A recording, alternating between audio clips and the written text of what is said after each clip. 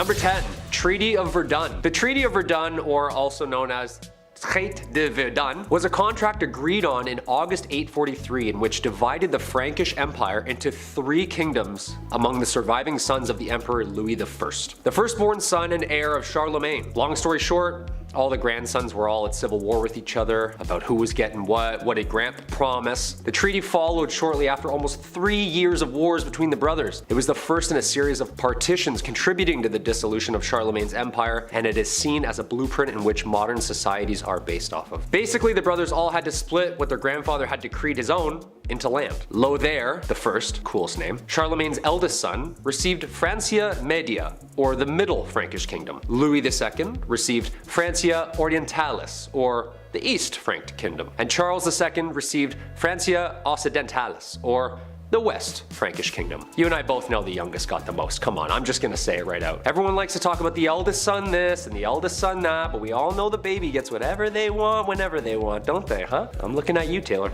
Come here, man. It's true, man. The baby gets everything. Middle child?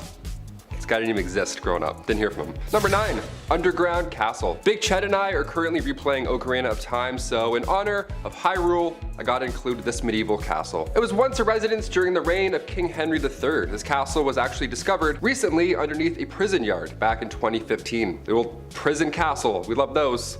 Shawshank Redemption 2, Medieval Edition. Super recent discovery. Archaeologists discovered walls of a castle underneath the basketball court in southwest England at a former prison. Yeah, dudes were shooting threes over top a kingdom and they had no idea. How amazing is that? This was the same castle that played part in the mid-1100s during England's Civil War. The castle actually fell later in the 1400s, and the prison was built on the grounds later in the 1700s until it closed its gates forever in 2013. And then we were shooting threes and then we discovered it, of course. If I was a ghost haunting these grounds, I would make every shot miss.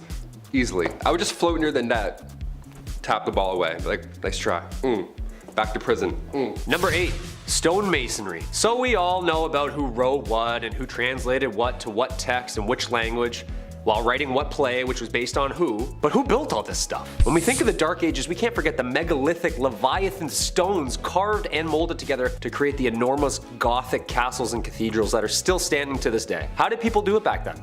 Well, masons in medieval England were responsible for building. Masons were highly skilled craftsmen, and their trade was primarily used in the building of castles, churches, and cathedrals. There were 3 main classes of stonemasons. There was the apprentice, the journeyman, and the master mason. So what would a medieval construction site exactly look like? Well, of course, there's the master mason. He's usually the head and the overseer of the work, and he's the most skilled of the tradesmen. This is like the head honcho on site. We've all seen this guy walking around site. He's always angry, he's always yelling, "Hey, who's got the plans? You, give me those. What are these? Backwards, you idiot.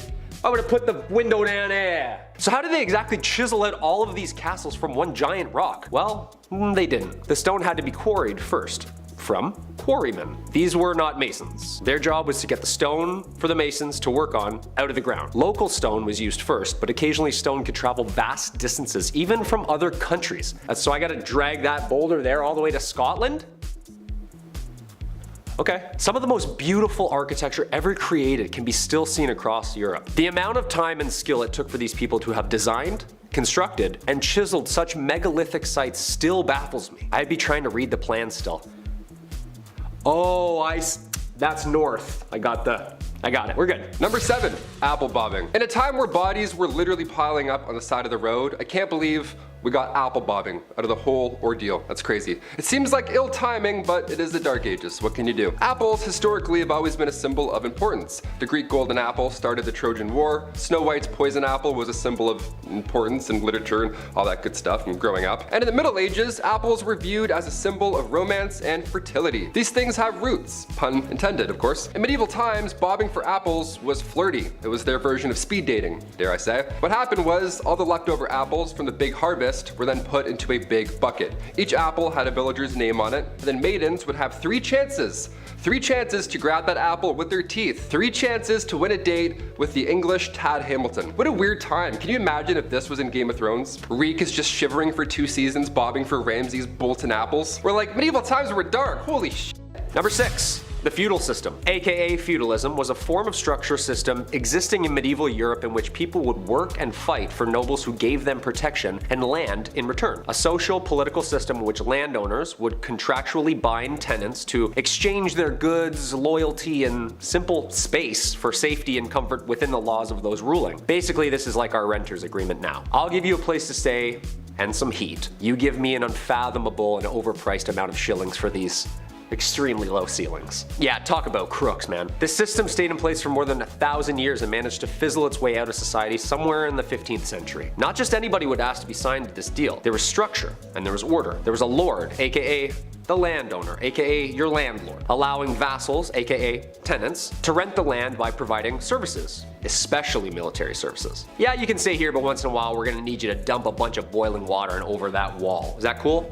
Yeah, you're fine with that. The plot of land, called a fief, was typically worked on by serfs who were laborers who had very few rights and were bound to the land itself. These are the lowest class of people, and they basically did any and all to stay safe on the lord's land. Jobs would include farming, jobs would include cleaning, and was a minimum of 3 days' work to maintain in good standing and remain stationary. Sure, there was no dental or mental health days, but come on, a 3-day work week? Plant a couple carrots here and there? It doesn't seem that bad. Number 5, fear the dead. With The Walking Dead on their 47th season, I think it's time to take a peek into zombie history, shall we? And find out where this grim idea really started. Well, it's certainly not a new one, I'll tell you that for free. As far back as the early 1300s, residents were buried in the village of Warren Percy, where archaeologists discovered them many moons later, and they discovered marks on their bones. Cuts, burn marks, you name it. Apparently this was all done after they had passed away. But why? Scientists believe that these injuries inflicted after their untimely death were to prevent them from being reanimated, coming back to life and haunting your village. To keep them in their graves, of course. Unless this dude did something to piss off an entire village that much, they were clearly afraid of this corpse coming back to haunt them. Number 4. Studia Generale. This period also saw the birth of what we call the modern university. This was a culmination of material translated and taught to provide a new infrastructure to scientific scholars. Some of these new universities were registered by the Holy Roman Empire as an institution of international excellence, giving it the title Studium Generale, or better known as Studia Generale. Most of the early Studia Generale were discovered in Italy, Spain, England, and France. These places of study were considered the most prestigious places of learning in all of Europe. I bet you the school hoodies were still so expensive. Just someone's old textbook with a mustache drawn on Marcus Aurelius. The listed number of institutions began to grow as new universities were founded throughout Europe. As early as the 13th century, scholars from the Studia Generale were encouraged to speak and lecture courses at other institutions within Europe to share documents and information, which led to the current academic culture seen in modern universities today. It's a TED Talk, come on. There had to be one cool professor back then, like the guy who lets the class teach itself, orders pizza, has tenure, and hates the monarchy. Number 3, medieval taverns. Say you want to grab a pint with the local lads. Where do you get an IPA in the Dark Ages? Where do we get a 6-pack of Arthurian ale? Well, this is the medieval ages, so instead of venturing through the woods to hopefully maybe find another town, just ask thy neighbor. That's right, in the Middle Ages, you could brew your own ale. No problem, no one's asking any questions. Give it a shot. In the late 12th century, baking bread was not freely permitted, but making ale in your basement was. I guess that's great. So the higher ups, the noble lords, they wouldn't care if you made ale and had a block party, but if you made a weak ale, or it was improperly measured and then distributed, then, and only then, do you get a fine. Arrest this man at once. Number 2, St. Patrick. St. Patrick was a 5th century Roman British Christian missionary and bishop in Ireland. Also known as the Apostle of Ireland, although he is the first apostle, having lived prior to the current laws of the Catholic Church. He is considered a saint in the Catholic Church and is regarded as the enlightener of Ireland. The dates of Patrick's life are not certain, but there is a consensus that he was active in Ireland during the 5th century, making his rounds as a missionary, speaking the good word of God. But let's get into what everyone talks about with this guy. The good stuff, like slamming a green Guinness or getting all the snakes out of Ireland. I mean, I love the structure and the faith and stuff, but also chasing every snake out of an entire country with a walking stick. Shoo! Shoo, you fool, you bleeding bleeder, go! Go! Do you know how big Ireland is? St. Patrick's Day is on March 17th, the supposed date of his death in 461 AD. It is enjoyed inside and outside Ireland as a religious and cultural holiday and remains a celebration of Ireland itself. And finally, number 1, dancing plague. A medieval plague, but make it groovy. Yeah, let's start dancing. That's right, the dancing plague. This was a real danger back in 1518. I'll try not to laugh, but I can't I'll try. This was perhaps one of the weirdest events in history. Fra Trofea was the first victim of said plague. She was moving her body around frantically, so much so that it resembled a dance or something, in the middle of the Holy Roman Empire. And as if that wasn't weird already, dozens of others began to join. And then more, all moving their bodies with a similar, wacky, frantic twist. This was long before Chubby Checker came along, so we still have no idea what was going on here. Like, we're out of guesses at this point. This twist lasted for months. People were dropping on the spot. It was scary and confusing. In total, there were around 400 victims that fell to this mysterious illness. That's a lot of deaths. That's a lot of real deaths. This was documented in 16th century historical records, so I don't think the story is made up per se. No one would make this up. It's terrifying. A Catholic saint at the time, Saint Vitus, was believed to have the power to curse people with said dancing plague. What an amazing power also. Guy starts moonwalking away, you're like, beat it. Some suggest this was a cult, others believe they ate toxic rye. Who's to say for sure? Either way, we're all dancing. Number 10, naughty naughty. There's a reason we don't do things like we did in ye olde times. We didn't know, but now we do. So there's really no excuse for acting up. A very common practice for marriage back in ye olde times was to marry a girl at the age of 12. And in case you're wondering, no, the man was nowhere close to the same age. Yes, it's just as gross as you think. No, I'm not happy talking about it, but that's just the way things went. I can just imagine how happy those young ladies were when their parents came to them and said, listen, the lord across town fancies you and the dude's got the bag. So you're gonna marry him so mommy and daddy can get the bag too. That's just one example of the medieval business transaction. I mean, marriage, marrying for love.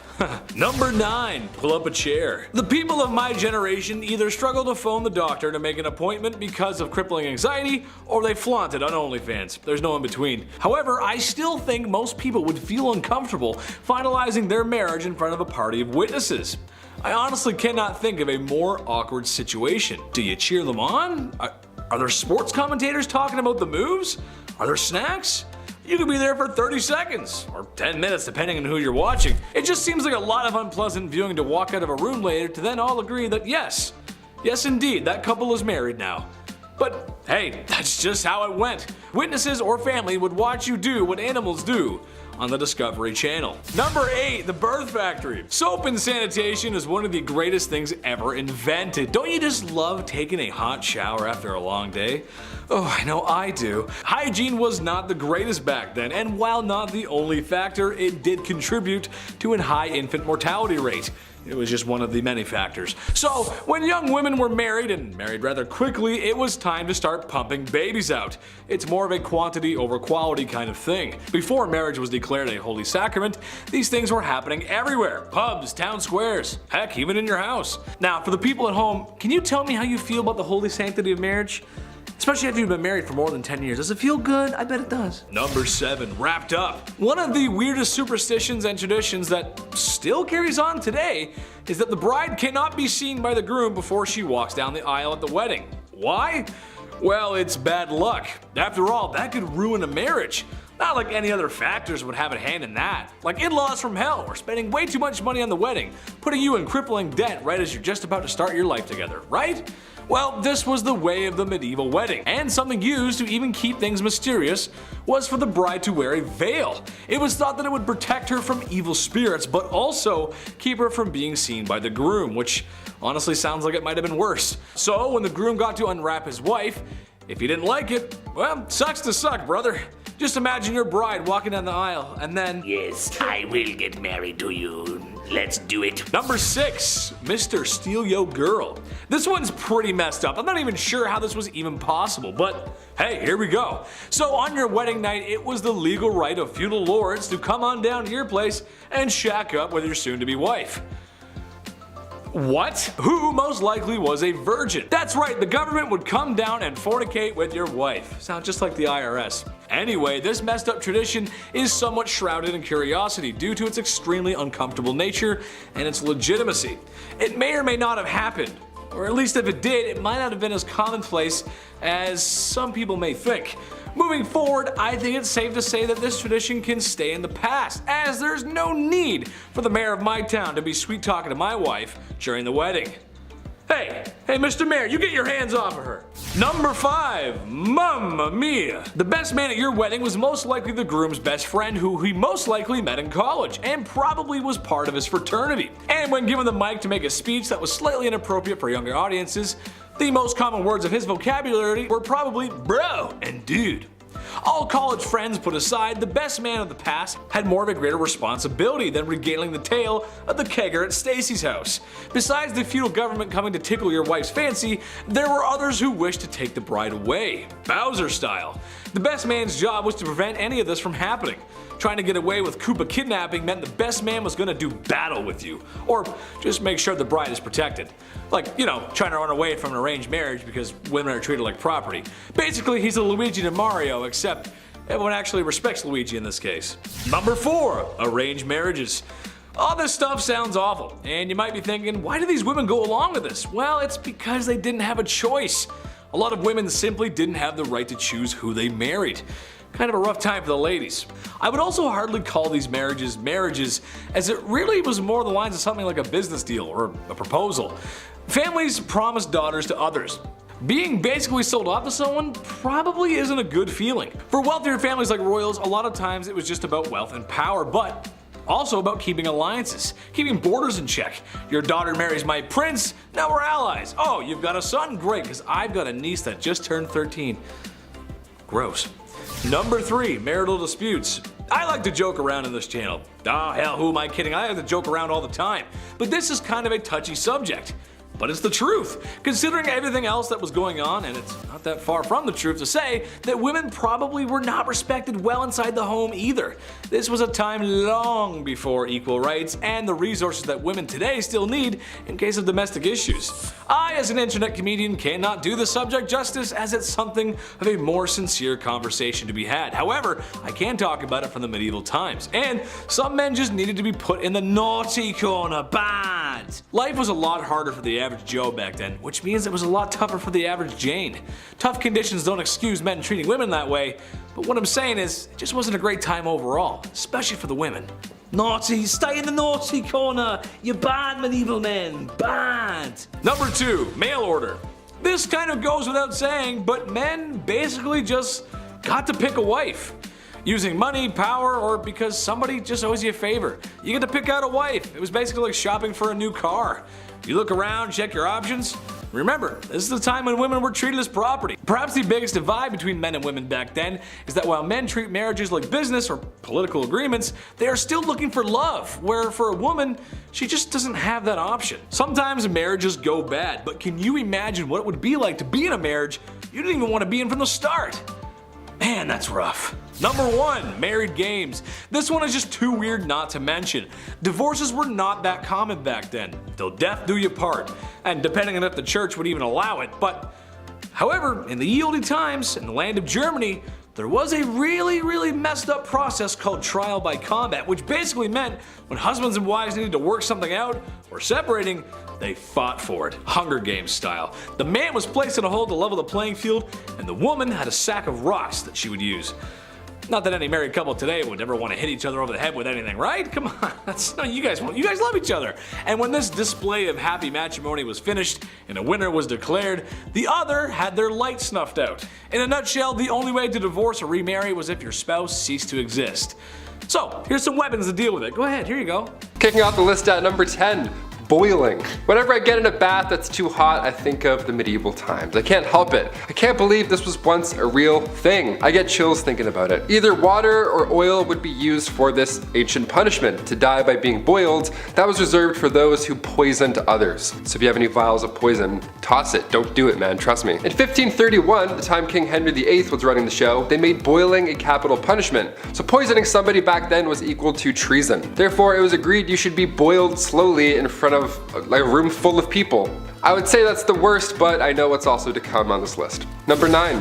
water. Taking a step away from the worst physical thing one could possibly go through, let's take a look at how far the mind will go before it too breaks. Sensory deprivation is still around today. In fact, there's many who pay for it. Yeah, they lie in a dark tub full of salt, then they float and listen to Childish Gambino. It's a magical experience. Your senses are powerful, especially combined with water. So this dripping machine, this old water punishment, that was just all bad. You had ice cold water dripping on your forehead and your face over and over for hours and hours. Drops would be at different random times so you couldn't predict it as well. My toes are wiggling while I'm talking about this. This is making me anxious right now. In medieval times, they would tie you down and then using a horn, a big ass funnel, they would pour 9 pints of water down your throat. So water is horrible in many ways. Number 8, fire. Can't talk about medieval punishments without mentioning this witchy classic. Commonly practiced in Babylonia and ancient Israel, then later on in Europe with the classic witch hunts, burning at the stake didn't come from churches, like many believe. They didn't call the shots there at all. That was mainly how small towns settled local beef.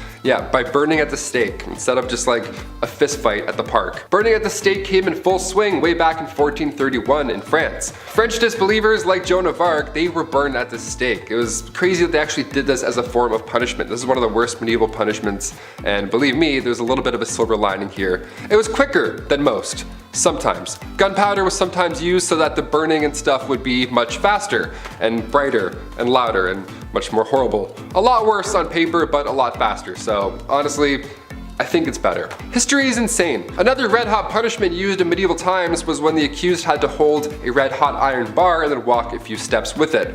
A red hot iron bar, your hands were literally toast at that point. Here's where it gets even worse though. 3 days later, the accused would come back to the court, and then when the bandages were removed, if their hands were healing, they started to heal, they were deemed innocent. They were on the path to goodness and whatever. If their hands were still in horrible condition from, say, I don't know, holding a red hot iron bar, then they were pronounced guilty.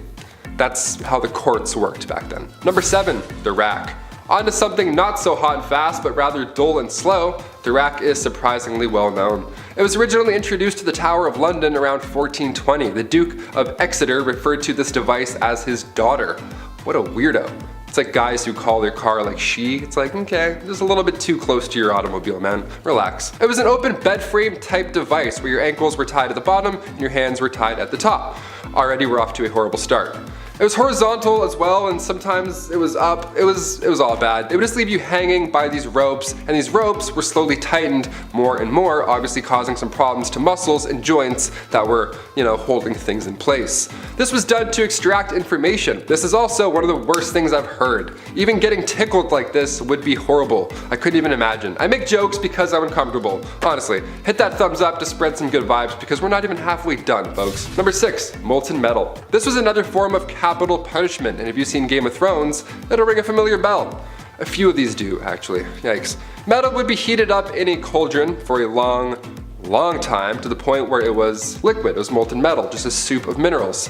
Look, we said this video wasn't for the faint-hearted, and here at BumbleBee, we like to keep that promise. They would then pour the molten metal on your head, or more commonly known, they pour it down the throat of the accused. Obviously, it wasn't done as a method to extract information, it was done to brutally end someone's life. Because they're not talking after that, of course. Execution by molten metal was supposedly done to a wealthy Roman general, Marcus Licinius Crassus, back in ancient times. The metal would burn your muscles and skin, literally cooking it, and then after a few moments, it would harden. Bad, not good. Number 5. Keel hauling. Not to be confused with Kegels, keel hauling was reserved for the worst of the worst at sea. This was used by pirates for sailors who disobeyed orders and all that jazz. The victim would be suspended by a rope with rocks or weights around their ankles, then they're lowered to the keel of the ship where all the sharp barnacles live. After so long, these ships are so old, it's just piled on, layers and layers of barnacles. Then they would get dragged all along them with the water and everything. Water plus pain, it's a lot. It's a deadly combination. Anything to do with barnacles in the sea, no chance. I'll literally tell you anything, Blackbeard. Anything. Number 4, solitary confinement. This is a kind of punishment that still exists in our modern society, but it can truly be one of the worst punishments out there because of the type of psychological distress that it causes. We were all just in a pandemic for so long. We got so bored and we had Netflix and iPads and whatevers. I can't even imagine this back in the day. Basically, it's a prisoner living in a single cell with little to no contact with anybody else. Not even like a guard or anything rattling keys like in the old times. It was just nothing. No one would even check on them. There are many stories about people being locked up for so long they forget about their families, and some people have gone away to solitary confinement for so long that once they're out, they just forget how to speak, really. They forget how to be a human and interact in the real world. Solitary confinement and the negative effects that it has on a person is becoming a wider topic of conversation because of the effects on a person's mental well-being, and it's a topic for a lot of human rights organizations. Back in medieval times, solitary confinement was literally just a room made of stones. It was pitch black, freezing cold, you were tucked away below some janky castle, and most of the time you weren't really alone. In the dark, nibbling away at your little piggies were,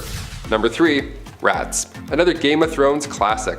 If you're a rat person, I know there's a lot of people who do tricks with their pet rat. That's cool, but maybe cover Stuart Little's eyes for this one. Rats as a medieval punishment, where do I even start? Okay, this one was a punishment for the rats at the same time. What was once called a rat trap involved a man or woman being tied down to something, and then a metal enclosure would be strapped down to their chest or their stomach. Now inside this metal enclosure, there's rats, which are also just loose walking around, and the person can feel them, the little feet walking around in their skin. And this is when the person instilling the punishment begins heating the other end of the metal enclosure.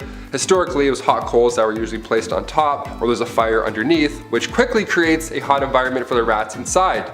From there, the rats begin frantically searching for a way out, but because it's made of metal and they can't bite through that, they find your skin, and then that they can obviously bite through. So you can paint the picture in your head. It's disgusting.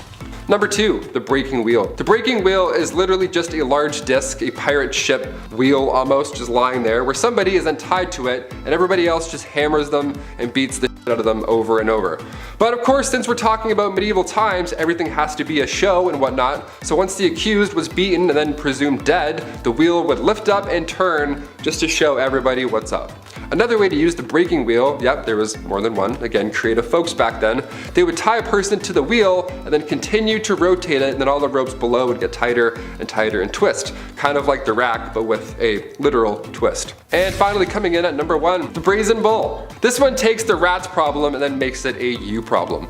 Out of all the ones on this list, the brazen bull is the last one that I would do. Straight up haunting. It's also been referred to as a Sicilian bull, and basically, it's not too complex. There is a bronze sculpture, often in the shape of, you guessed it, a bull. But in medieval times, it was just a big, closed cauldron, and usually it was large enough to fit a person inside. Yeah, this was in a Saw movie too, I believe. That's how you know it's a good one, when it's in the movie Saw.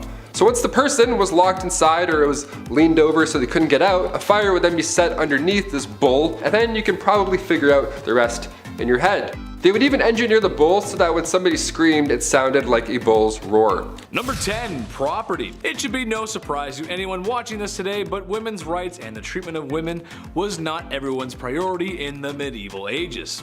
Dudes were just mean. I'm sorry. Where did it all stem from? I'm not sure. I'm just a guy with blue eyes, and sometimes I say funny stuff. But what I do know is that women were treated more like men's property, which is that sucks. That's gross. No one likes that. Which they are not, thank you very much. Sometimes women were traded like currency for livestock animals, land, and just business dealings in general, because women didn't have a say in the matter. Like, I'll give you 2 goats for my daughter. Here you go, dude. Which is just, that's not a fair deal, dude. That's not a trade, man. Not a trade. Number 9, promising young woman. Remember when I said if I talk about medieval times, I was gonna bring this up? It's a classic, a medieval staple. Couldn't talk about medieval times without it, really. What am I getting at? Well, that's marrying a woman in her midlife, about 12 years old. Yeah, I know, it's gross, deplorable, despicable, naughty, and just unsavory. Okay, so people only lived to their mid-30s and 40s back then, so time is of the essence. Sure, I get it, but come on, man. I am hereby banning any cradle robbing or diaper sniping. That includes the dudes who out of high school and they're dating a woman still in high school. I'm banning it, that's it. Chetty says no. Number 8, bedroom watch party. Okay, let me paint the scene for you.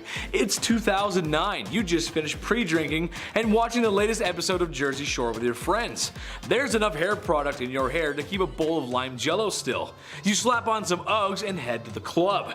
You meet someone who's cute AF. Maybe it's the tequila, maybe it's the apple bottom jeans, but you want to come home with this person. Instead of making it to your bedroom, a bathroom nightclub is now your domain for love. People walk by and witness your actions. But you do not care because this is your life and it's 2009 and you can do whatever you want. Okay, so that, but in medieval times. Yeah, it's not a nightclub, but people would just come into your bedroom to witness that you went through with it on the marriage. Nobody wants that. That's just weird. That's not normal. Come on in. Me and my wife are about to... Come on in. Number 7. The Hunger Games. In the not so common case of a woman trying to divorce her husband because, you know, she's most likely not being treated very well and she's just not allowed to divorce, and it's really just a messy time for women. How do you lose a woman? You forget to cherish her. Or you fight in combat to determine who wins the divorce. And by winning the divorce, I mean whoever wins lives. Yes, this was something that was actually done in medieval Germany. Basically, there's a little arena. Husband gets put into a hole to make it fair, I guess. There's a sack of rocks and a club, and then you just full send it and start swinging at each other. I feel like most divorces suck. Not that I would know, I've never been married, but I mean, come on, are the married people really telling me at home right now that they want to swing rocks and clubs at each other? I don't think so. Number 6, gross. Genghis Khan, maybe the most down bad dude to ever get on a horse and do what he did. Well, maybe except Arthur Morgan, but he's not real, even though I wish that chiseled, handsome, rugged man was. Despite my daydreaming fantasies, I'm here to talk about a really bad dude, Genghis Khan, medieval conqueror and womanizer. He had so many wives, who a good portion of which were forced at sword point to be his wife, and husband and wives were not exactly sitting around the couch watching news together back then. They did the deed, whether or not both partners signed off on it. What I'm getting at is he had so many offspring that his DNA is still with us today. 0.5% of the male population on Earth are descendants of the Mongol warrior. That's over 60 million dudes. That's just insane, bro. Number 5, the moss. I ain't gonna come in here and tell you I know what it's like to be a woman or pretend I understand. There's been lots of great photos of humans that have been taken throughout history, but one that we miss for sure is when I was a kid and I learned what happens to women on those special couple days of every month. Not shock, just confusion. The look on my face, it was priceless. I wish y'all could have seen it. We got things mostly figured out now though, but think about the past. Medieval times, not an understanding time for ladies. There were just no products to help in that scenario. So, have you ever wondered what they did? I did. Weird thing to think, I guess, but oh well. Moss pads, yeah. Take some moss, you wrap it up in a cloth, bada bing, bada boom. Now you're in business. Which actually is really smart when you think about it.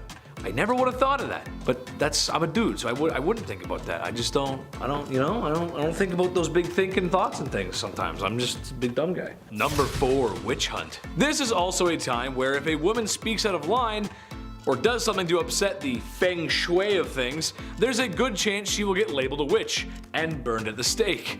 This was becoming an issue because, well, it was becoming a witch hunt, meaning anything that was slightly not cool or basically anything people feared or disliked could be labeled witchcraft, and thus likely an innocent woman would be burned at the stake. I mean, it sounds like they had it down to a science, really. Woman does something crazy, we'll bring out the charcoal briquettes. No, see, that's not right. It's not like they could have done this amazing thing called investigate. You know, see if the woman was actually innocent or the claims that she was a witch because she wants to be paid a fair wage like a man.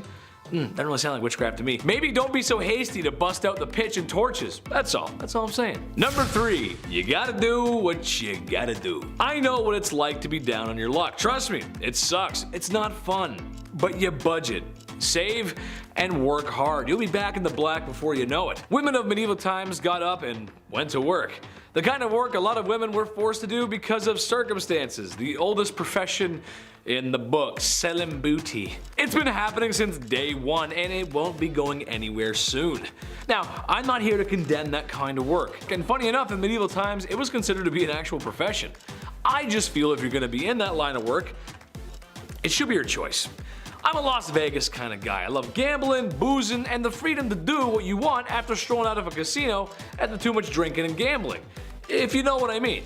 Sometimes you gotta do what you gotta do to make the bread, and they just had to do what they had to do. And that's it. Number 2, hell hath no fury. Princess Olga of Kiev was a prime example of hell hath no fury like a woman scorned. Long story short, her husband was torn apart by trees. Some gruesome stuff. It was actually, if you look at it, it's not nice. So like the Sith on its worst behavior, she plotted her revenge. When 20 men she deemed were all responsible for her husband's passing were coming into town, she had a large ditch dug where they were buried alive. That is so so heinous. I can't even. She then extended a welcome to more of the men responsible. When they arrived, she invited them to wash up in her bathhouse, where she had the doors locked and the place torched, like it was a witch hunt or something. Just had them cooked, just cooked them up, But I mean, they burn women, so why not? Why not cook some dudes? Okay. Number 1. Honestly, who throws a shoe? If you've ever been to a wedding, then you've probably seen the bride throw a bouquet of flowers to waiting bridesmaids and other lucky ladies. Because the lady who catches the flowers is the next woman to be swept off her feet and to be married. Put a ring on it. Kind of ending on a wholesome note here, which is kind of nice, but it's still a little messed up. Hear me out. In medieval times, it wasn't flowers, it was shoes. At first, it doesn't seem so bad, right? Shoes. We'll throw some shoes around. Why not? Besides, the shoe being thrown too hard, you wouldn't want to catch a loafer on the side of the head. That would hurt. I think we forget how filthy our shoes can be. I mean, they walk through everything. Dirt, mud, blood, and if you're in medieval times, having a good old-fashioned wedding in the village probably meant some manure. Eesh. Number 10. Gucci to the socks. Mansa Musa may be the richest human to have ever walked planet Earth. The 9th emperor of the Mali Empire made his massive fortune by exploiting his country's salt and gold production. It is estimated his wealth today would be worth $400 billion US. That is a lot of money. That is a lot of shkarol. It is, however, difficult to place an exact number on his wealth, as this was a very long time ago, and it is difficult to separate his wealth from the actual monarch itself. However, in his travels, in hopes of securing new trade deals, he wanted to show off his good faith and wealth. When he arrived in Mecca, it was time for a shopping spree, where the wealthy king spent so much gold it actually ruined the economy. Yeah, it ruined the economy of Mecca. Honestly, that's just a big Bruce Wayne play right there. Imagine spending so much money, you single-handedly raised the inflation rate in a major city. And also a few others. That wasn't the only place he did it, surprisingly. He also bragged at one point that gold grows like plants where he's from. Where I'm from, it's super cold and there's lots of snow. We aren't selling snow yet, right? Number 9. Bad Vlad. Vlad the Impaler is Vlad the Impaler. Okay, sure, he wasn't the wealthiest king ever and his empire wasn't that big. But listen, I called the chief last night and he said he ain't it. Vlad was best known for his creative punishments, to say the least.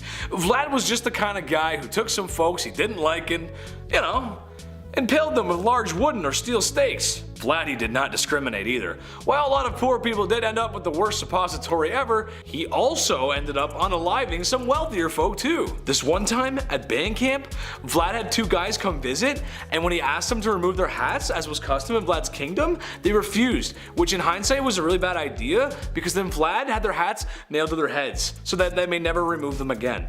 What were poor people going to do? Try and overthrow the guy who left their family members on pikes as some really weird art installation? Truth be told, I've heard too much about this guy for me to even come close to his kingdom.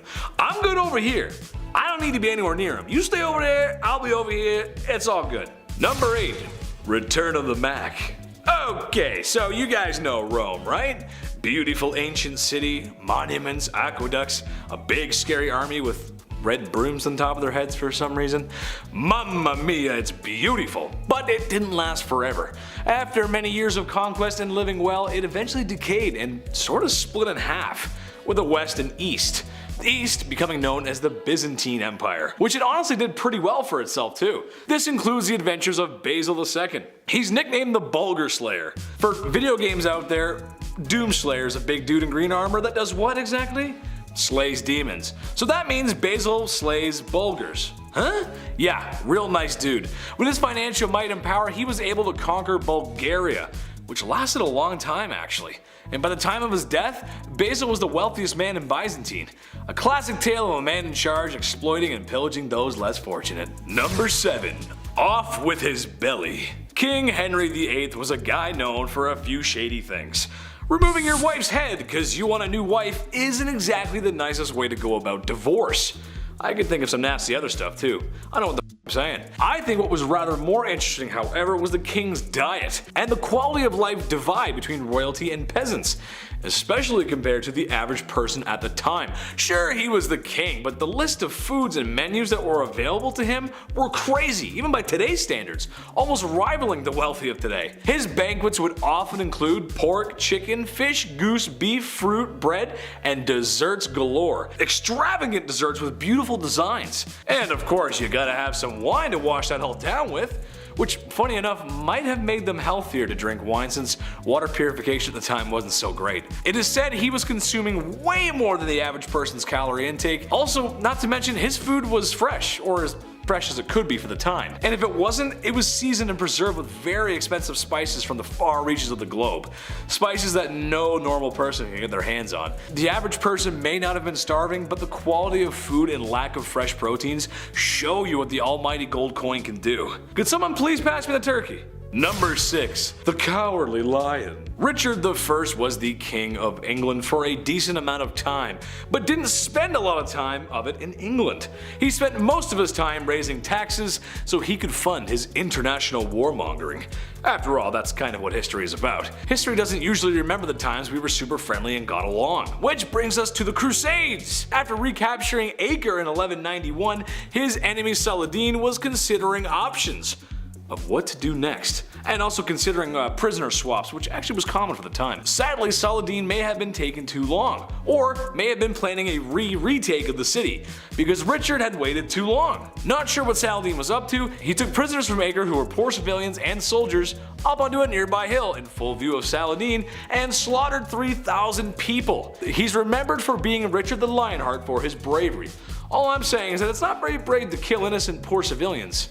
War is hell, I guess. Number 5. Nothing is true. Everything is permitted. The Medici family didn't exactly live around the medieval times, but fairly close.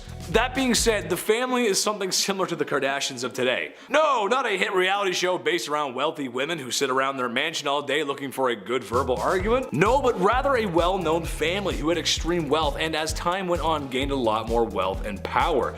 The Medici got their wealth by being successful bankers.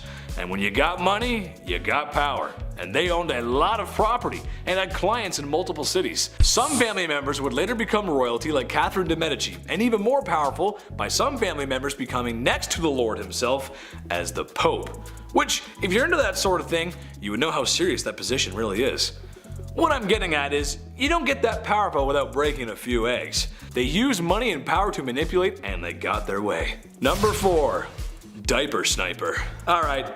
This one's messed up, but that's just how things were. Marriage is a beautiful matrimony between two loving people that has a harmonious, lasting lifetime. Tell that to people in divorce court and see where that gets you. While we may marry for love today, things were a little bit different back in ye olde times. Marriage was oftentimes a business opportunity, or a peace treaty of sorts, and other versions of marriage would have you on a certain Dateline show with Chris Hansen. I'm talking about girls getting married at the old refined age of 12.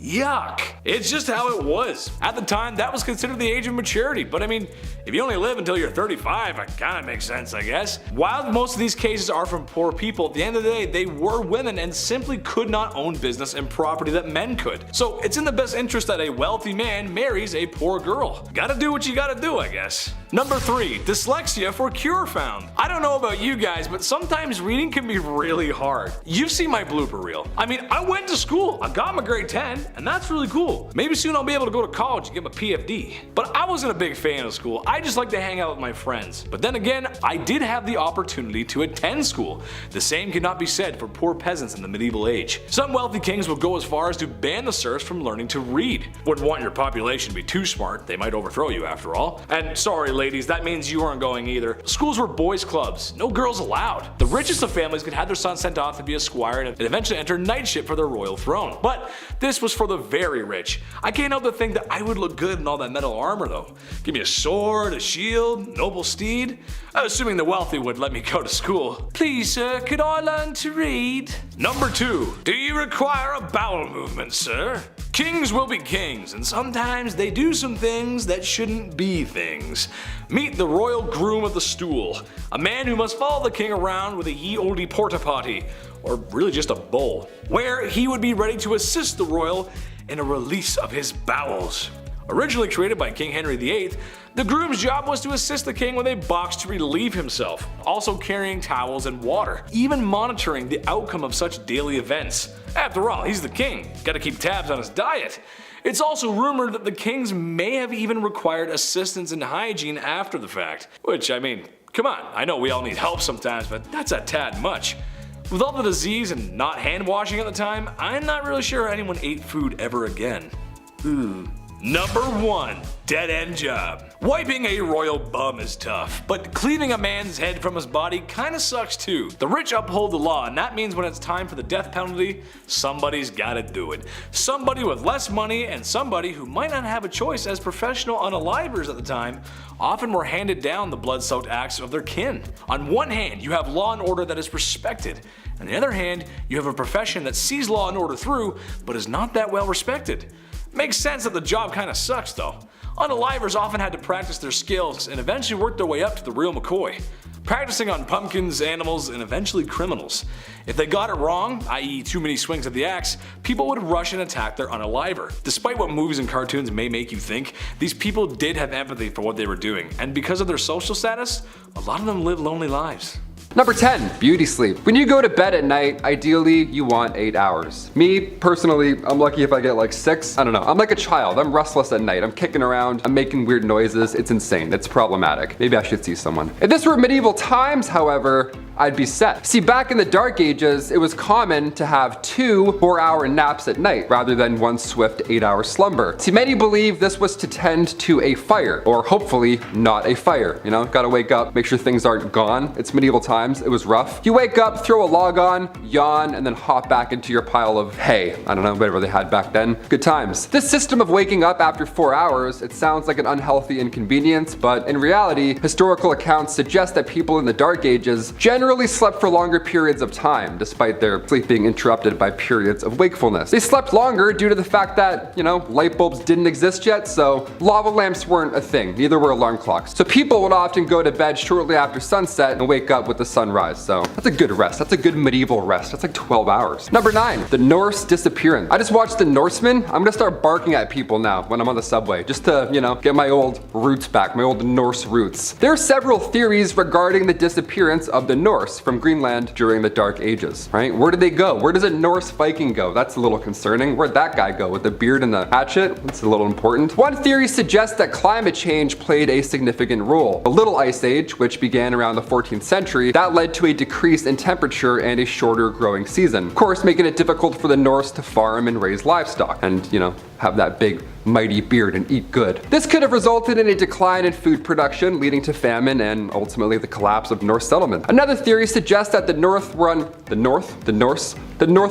Another theory suggests that the Norse were unable to adapt to the harsh conditions of Greenland. The Norse were used to living in more temperate climates, and the extreme conditions of Greenland could have been too difficult for them to endure. They're a little too hot for comfort. Finally, there's a theory that the Norse were driven out by the Inuit, who had been migrating into Greenland around the same time as the North. So a little bit of a beef happened there, a little West Side Story with Vikings, if I may. The Inuit were skilled hunters and fishers, and their presence could have put pressure on the North settlement, ergo war. But it's likely that the combination of these factors contributed to the disappearance of the North altogether, so exact reason, that's still a mystery. I vote the Inuit though. There's probably some beef. There's probably some settlement beef. Number 8, Green Children of Woolpit. Now this is a medieval story that tells the tale of 2 children who randomly appeared in the village of Woolpit in England, but they showed up with green skin and they spoke an unknown language. So aliens confirmed, for sure aliens. I wouldn't even open that door. The children were taken in by a nice local landowner, and although they were initially very distressed and refused to eat any human foods, they eventually adapted to their new surroundings. Again, green children, didn't speak English, aliens. Reminder. The boy eventually learned to speak English over time, and he explained that he and his sister came from a land where the sun does not shine, and everything was green. Yeah, it's like Avatar 3 going on. Something's going on out there. Sometimes the grass is greener on the other side, but sometimes the people are also green. That's fun. That's a fun little bit. Bunch of incredible hulks in a place where there's no sun. Sounds nice and warm and welcoming. Lovely. Let's find out more. The origins of the story, of course, remain a mystery, with various interpretations ranging from folklore to, my personal favorite, extraterrestrial encounters. Love aliens, love that. Grew up watching Signs. You tell me in the comments, did this happen? Are these aliens? Were these just random children? Is this all bullshit? Who knows? Number 7, Shroud of Turin. The origins of the Shroud of Turin, a piece of cloth that bears the image of a one Jesus Christ, a crucified man, shrouded in mystery it seems. According to tradition, the shroud was used to wrap the body of, again, one Jesus Christ after his crucifixion, and many Christians believe this right here to be the burial cloth of Christ. I pointed like I actually have it here. I don't have it here. I wish I did. That would be great. We get a lot of likes, but no, it's over there. However, its authenticity is the subject of ongoing debate, of course, because, I mean, who really knows? The shroud first appeared in historical records in the 14th century, and it's been housed in Turin, Italy, since the late 16th century. Again, that's a pretty mighty piece of cloth right there. Next national treasure. Nicolas Cage has to grab that and put it in his pocket like a cowboy. Number 6, John Cabot's fate. John Cabot, he was an Italian explorer who sailed under the English flag, and he's known for his voyages to North America in the late 15th century. His final voyage in 1497, this was intended to establish English trade and settlements in the New World. But Cabot, he set out with a small fleet of ships from Bristol, England, and he sailed along the eastern coast of North America. However, something happened. He encountered difficulties, I guess one could say, including rough weather and a mutiny among his crew, which is much worse than a storm, I would say. And his fate remains unknown to this day. That rhymed, Dr. Seuss, love it. Some historians believe that Cabot may have perished at sea, while others speculate that he may have made it back to England and then died there. So, how did he go? Was he eaten? Who knows? Who really knows? Number 5, the plague. Yes, we just lived through one of these. Isn't that neat? Can't wait to tell my kids about that one. Plagues are everywhere throughout history. Some are short, some are impossibly incredibly long. The bubonic plague arrived to medieval England in 1348. Now the death toll here, it was devastating. I mean, we put up some crazy numbers in the last few years, don't get me wrong, but in the Dark Ages, the bubonic plague took out almost half of England's population. That's insane. They didn't even have Uber back then. You're like, how? How did that happen? Back then, the plague was a bacterium now known as Yersinia pestis. Symptoms were jarring, to say the least. There were lumps in the armpits and or, groin area. Not fun. Black spots would appear all over your body. It was uncomfortable, and it was noticeable, definitely to say the least, that you were plagued out. Almost all that were infected died within 3 days, more often than not without a fever. Just randomly, boom, done. The drop in the population resulted in a widespread of wealth. That's, I guess, a bright side? Not really. Workers were demanding higher wages, farmers were demanding lower rents, and the poor got expendable income. Sounds a little familiar, dare I say. Number 4, Greek fire. One's absolutely crazy. Greek fire was a weapon used in medieval times. It was particularly used by the Byzantine Empire, and it was known for its ability to burn even when submerged in water. Yeah, almost like magic, some would say. Some scary, hot magic. The composition of Greek fire was a closely guarded secret, but it was known to be a highly flammable liquid that could be projected from tubes onto enemy ships or soldiers. So yeah, they would just blast liquid lava at you, and then they're like, yeah, war's done, just like that. Like in Game of Thrones, where it's just green fire. It was kind of like that. Greek fire was often used in naval battles and set enemy ships ablaze in 4 minutes or less, and its use was a significant factor in the success of the Byzantine Navy. The exact ingredients and recipe for Greek fire, like I said, they have been lost to history, and its composition remains a subject of debate and speculation among historians. Let's hope we don't find this one. I don't know, let's find some pharaohs, mummies, tombs, treasures. That's great. Some guy's like, oh, the recipe for liquid lava that we can shoot at people. Awesome, let's do it. Number 3, the Vinland map. The Vinland map, this one's fun to all the toptographers, map people. This one's for all the map fans out there. The Vinland map is a medieval map that depicts parts of North America, including a region known as Vinland. Not to be confused with Vineland, that's pretty good, that's a fun one. Vinland is believed to have been visited by the Norse explorer Leif Erikson around the year 1000. Now the map was first discovered in the 1950s, and it's believed to date back to the 15th century. Buster Rhymes, I'm like, however, its authenticity has been the subject of ongoing debate among scholars and historians because, it's like Atlantis. Some have argued that the map is a forgery, while others believe that it's a genuine medieval artifact, like the Shroud of Turin with, Jesus' selfie. This is amazing. I have to say, I believe this was once a real place. Sure, why not? The amount of pharaohs and leaders, dictators, all these people throughout history lost in books that have been burnt. Of course, there are places and maps that have also been lost to history. Or maybe I've watched too many National Treasure movies. Could be the latter. it's probably that too. Number 2, the dancing plague. All right, this one's fun. Hit that like for Step Up 2 fans. This one's gonna be real sick. July 1518, one of the most bizarre dance circle / plague events, who knows really, in medieval history went down. It was the craziest dance circle all of history, I have to admit. The dancing plague. Yeah, why can't this be the plague that comes back now? Why it had to be the one that was gross, everyone's coughing on each other? Why could we all just be popping and locking in the streets in 2020? Would have been way better. The town of Strasbourg was calm, cool, and collect one summer, back in 1518, until out of nowhere, one woman began to dance, or convulse, uncontrollably in the streets. Others soon joined her, which is the weird part, and eventually over 400 people were all dancing the days away, or convulsing, one of the two. It's really tragic. See, this was not a good time. It's, you know, we call it the dancing plague, like, oh, they were all dancing in the street. No, it was a nightmare. People were like seizing on the ground. Seizing?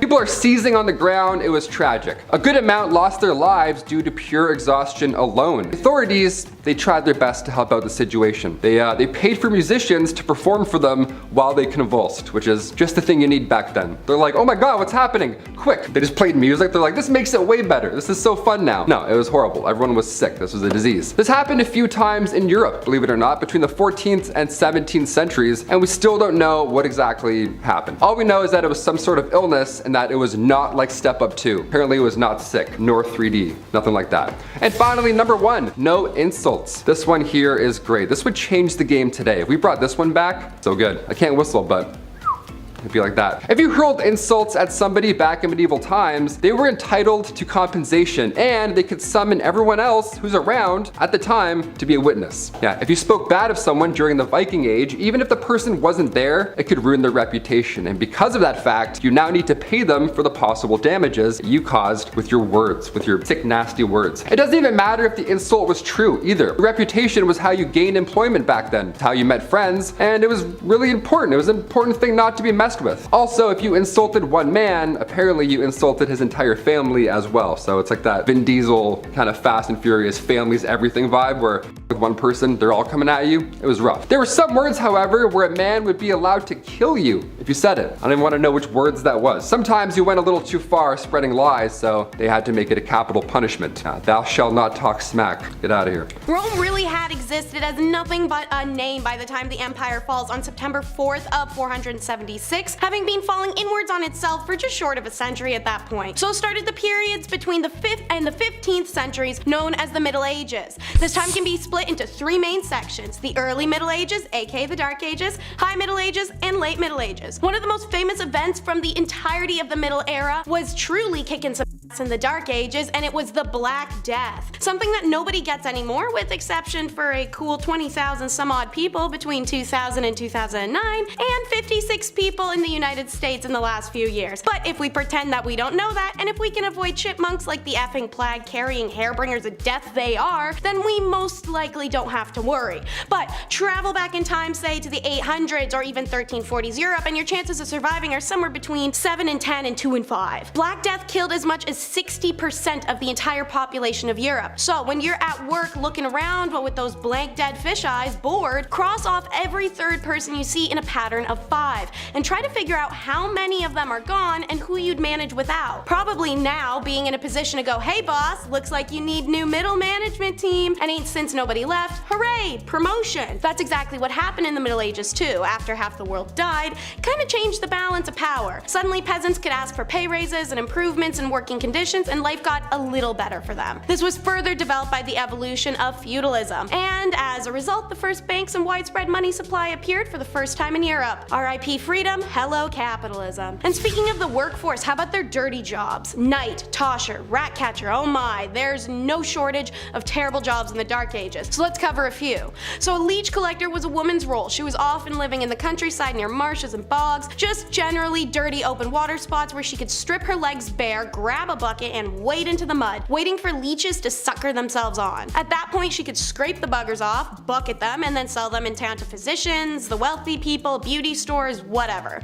Enjoy the scabs and infectious diseases. The groom of the stool was a position for the royal household who was in charge of cleaning the king's badunkadunk, making sure it was clean and dry post his kingly, well, dumps. Tanning leather seems like it would just be hard. Don't worry, on top of stripping animal skin of its fur, soaking it, and consequently yourself in lots of lime and salt. It also involved animal feces. So you'd hire this other guy who somehow had a worse job than you. He's called a pure collector. He'd collect you dog poop, you'd grab it with your bare hands and mush it into leather to treat it. And don't get started on lime burners or treadmill operators, which was essentially a 50-50 death sentence job. And usually whatever job you ended up with was one for life, because chances are you stay in one place. Many people dream of traveling. My generation especially is one that's opting out of children in order to do so. This isn't new, and the human desire to travel and learn is something inherent, coming with curiosity and the need to discover. But this wasn't one of those times. Written records show that a sizable proportion of people not only didn't travel to other countries, they never even left their region or the village they were born in. Even if you did manage to travel, it wasn't planes and annoying but passable airport waits. The average traveler would often sleep out in the open air. Inns or other forms of accommodation were few and far between, and usually too expensive for the typical person to afford. So, aside from the super fun chance of freezing to death overnight, travelers in the Middle Ages also had to worry about being robbed or attacked on the road. Many people therefore chose to travel in groups, but even then you weren't entirely safe. Your homies could turn on you at any second. Consider also that roads and pathways were rough, and this was a ridiculous era where even spraining an ankle could prove to be fatal. Then there's finally bridges, which are quite rare, especially outside of big cities, so you might have to cross rivers manually, and while they could memorize and recite Latin every day, these dummies couldn't swim. Drowning was all too commonplace. Even the Holy Roman Emperor Frederick I died while attempting to cross a river. So if you're gonna live in one region, one city, and one house your whole life, naturally it would be a dingy shack. Because peasants' homes were small, often just made up of one room. They were constructed of wattle and daub, a type of method of constructing walls, in which vertical wooden stakes, or wattles, are woven with horizontal twigs and branches, and then daubed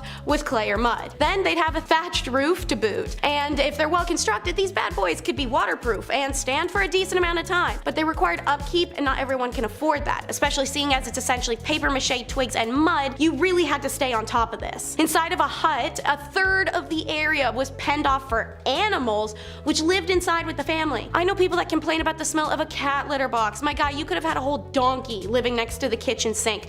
Chickens, cows, pigs. Then, to really complement the mildew smell of rotting roof and the stink of sweat and feces covered animals, a fire burned in the hearth in the center of the hut so that the air was permanently eye-wateringly smoky. Furniture was maybe a couple stools, a trunk and bedding, and a few cooking pots. Beds were a thing, but they weren't very great. And don't forget a couple of dirty chamber pots kicking around the room. We may have discovered a new homing style, you guys. We could call it medieval open conceptualism with minimalism aesthetic. And when it's time to get your kid out of the house, you hook them up with an apprenticeship. The freaky Greekies weren't the only ones tossing their kids at other adults saying, here, take this and raise it. However, unlike the Greek apprenticeship, which came with some strings attached, as explained in the recent top 10 reasons why living in ancient Greece was impossible video, the Dark Age apprenticeship was truly and solely about work. But nobody said it was good or fair work. From the midpoint of the Middle Ages onward, master craftsmen were permitted to employ youngsters for free so long as they provided them with food, lodging, and formal training in their specific craft, which would undoubtedly elevate their status in the society. But getting through an apprenticeship was hard as hell. First, nobody said the food had to be quality, so rations often sucked and apprentices could effectively starve. But then there was the fact you could just get beat up by your master at any time, because it was literally expected of them to do that. Why? Because apprenticeships were ways of parents to get crappy, troublesome teens out of the house and learn some discipline in society. To add insult to injury, apprentices were stuck between childhood and adulthood by being teens. Because on one hand, a teen in medieval times would have been treated as an adult. On the other hand, privileges of adulthood, like the right to inherit money or ownership of land, didn't come into play until around age 21. So you're expected to be an adult, treated like a kid. Small wonder then that the tales of apprentices misbehaving badly are a staple of written accounts from the Middle Ages. Rather than dedicating themselves to their professional development, apprentices would often be found in pubs and brothels. Normal middle-aged teen activity. And having a crappy kid sucks even more so back then than now because of the baby gamble. Choosing, if a woman got to choose, to have a baby was a hell of a decision in the Dark Ages. Plagues, famines, messed up weather, just not the environment for it, let alone women being regarded as morally weak and they weren't allowed to do things that modern women take for granted, like getting a job, deciding who to marry, having opinions, wearing pants. Your only two options were to become a nun or marriage. No work, no single living in the country. You get 2 options. And even if you weren't the most devoutedly religious, none was safer, if not a better option. Childbirth and pregnancies would kill 1 out of every 3 women in the Dark Ages. Compare that to today's maternity mortality rate as 1 out of every 0.028% of women. The fact that the female population now is significantly more equal in numbers to men in comparison, I think the choice is spectacularly easy. According to the Raven report, childbirth in the Middle Ages and the Tudor period were so dangerous, royal women were encouraged to write out their last will and testament well in advance to giving birth. Just imagine adding that to the baby to-do list under decorate nursery and sew onesies. But on the flip side, some men weren't exactly capable of popping out babies, thus the impotence trials. Modern time has counseling, understanding doctors, and little blue pills, all sorts of resources to help men with that issue. But the Middle Ages? Whew, don't expect any real sympathy, not from wives or the whole community. Conjugal duties are taken hella seriously, partially because everyone was frisky and they're locked into having just one person for the rest of their life. And it wasn't just men who had the right to ask their partners to perform. Wives could also demand intimacy, and failure to provide, well, buddy, you're getting served. And many recorded cases of women being granted divorce due to their husband's intimacy exist to prove it. And they were carried out in public. Whole Judge Judy style throwdowns to called intimacy trials where accused man was expected to perform in front of the jury. To be granted a divorce, the woman had to prove her man was unable to perform, which wouldn't be shocking when you have an entire village watching with bated breath, even if it wasn't an issue before. Don't worry, a dude could save himself the shame of an annulment by calling on special witnesses such as working girls or other women from the past who could attest his manly prowess. Any medieval lady capable of putting her husband through such a humiliating ritual was almost always from a wealthy family. Lawyers and expert physicians didn't come cheap, but at the end of the day, men were literally able to cut our faces off in public or throw us in a fire alive for not baking bread right, so guys, I don't really think you can complain about this too much. Laws like this are one of the many stupid details that could have you randomly imprisoned.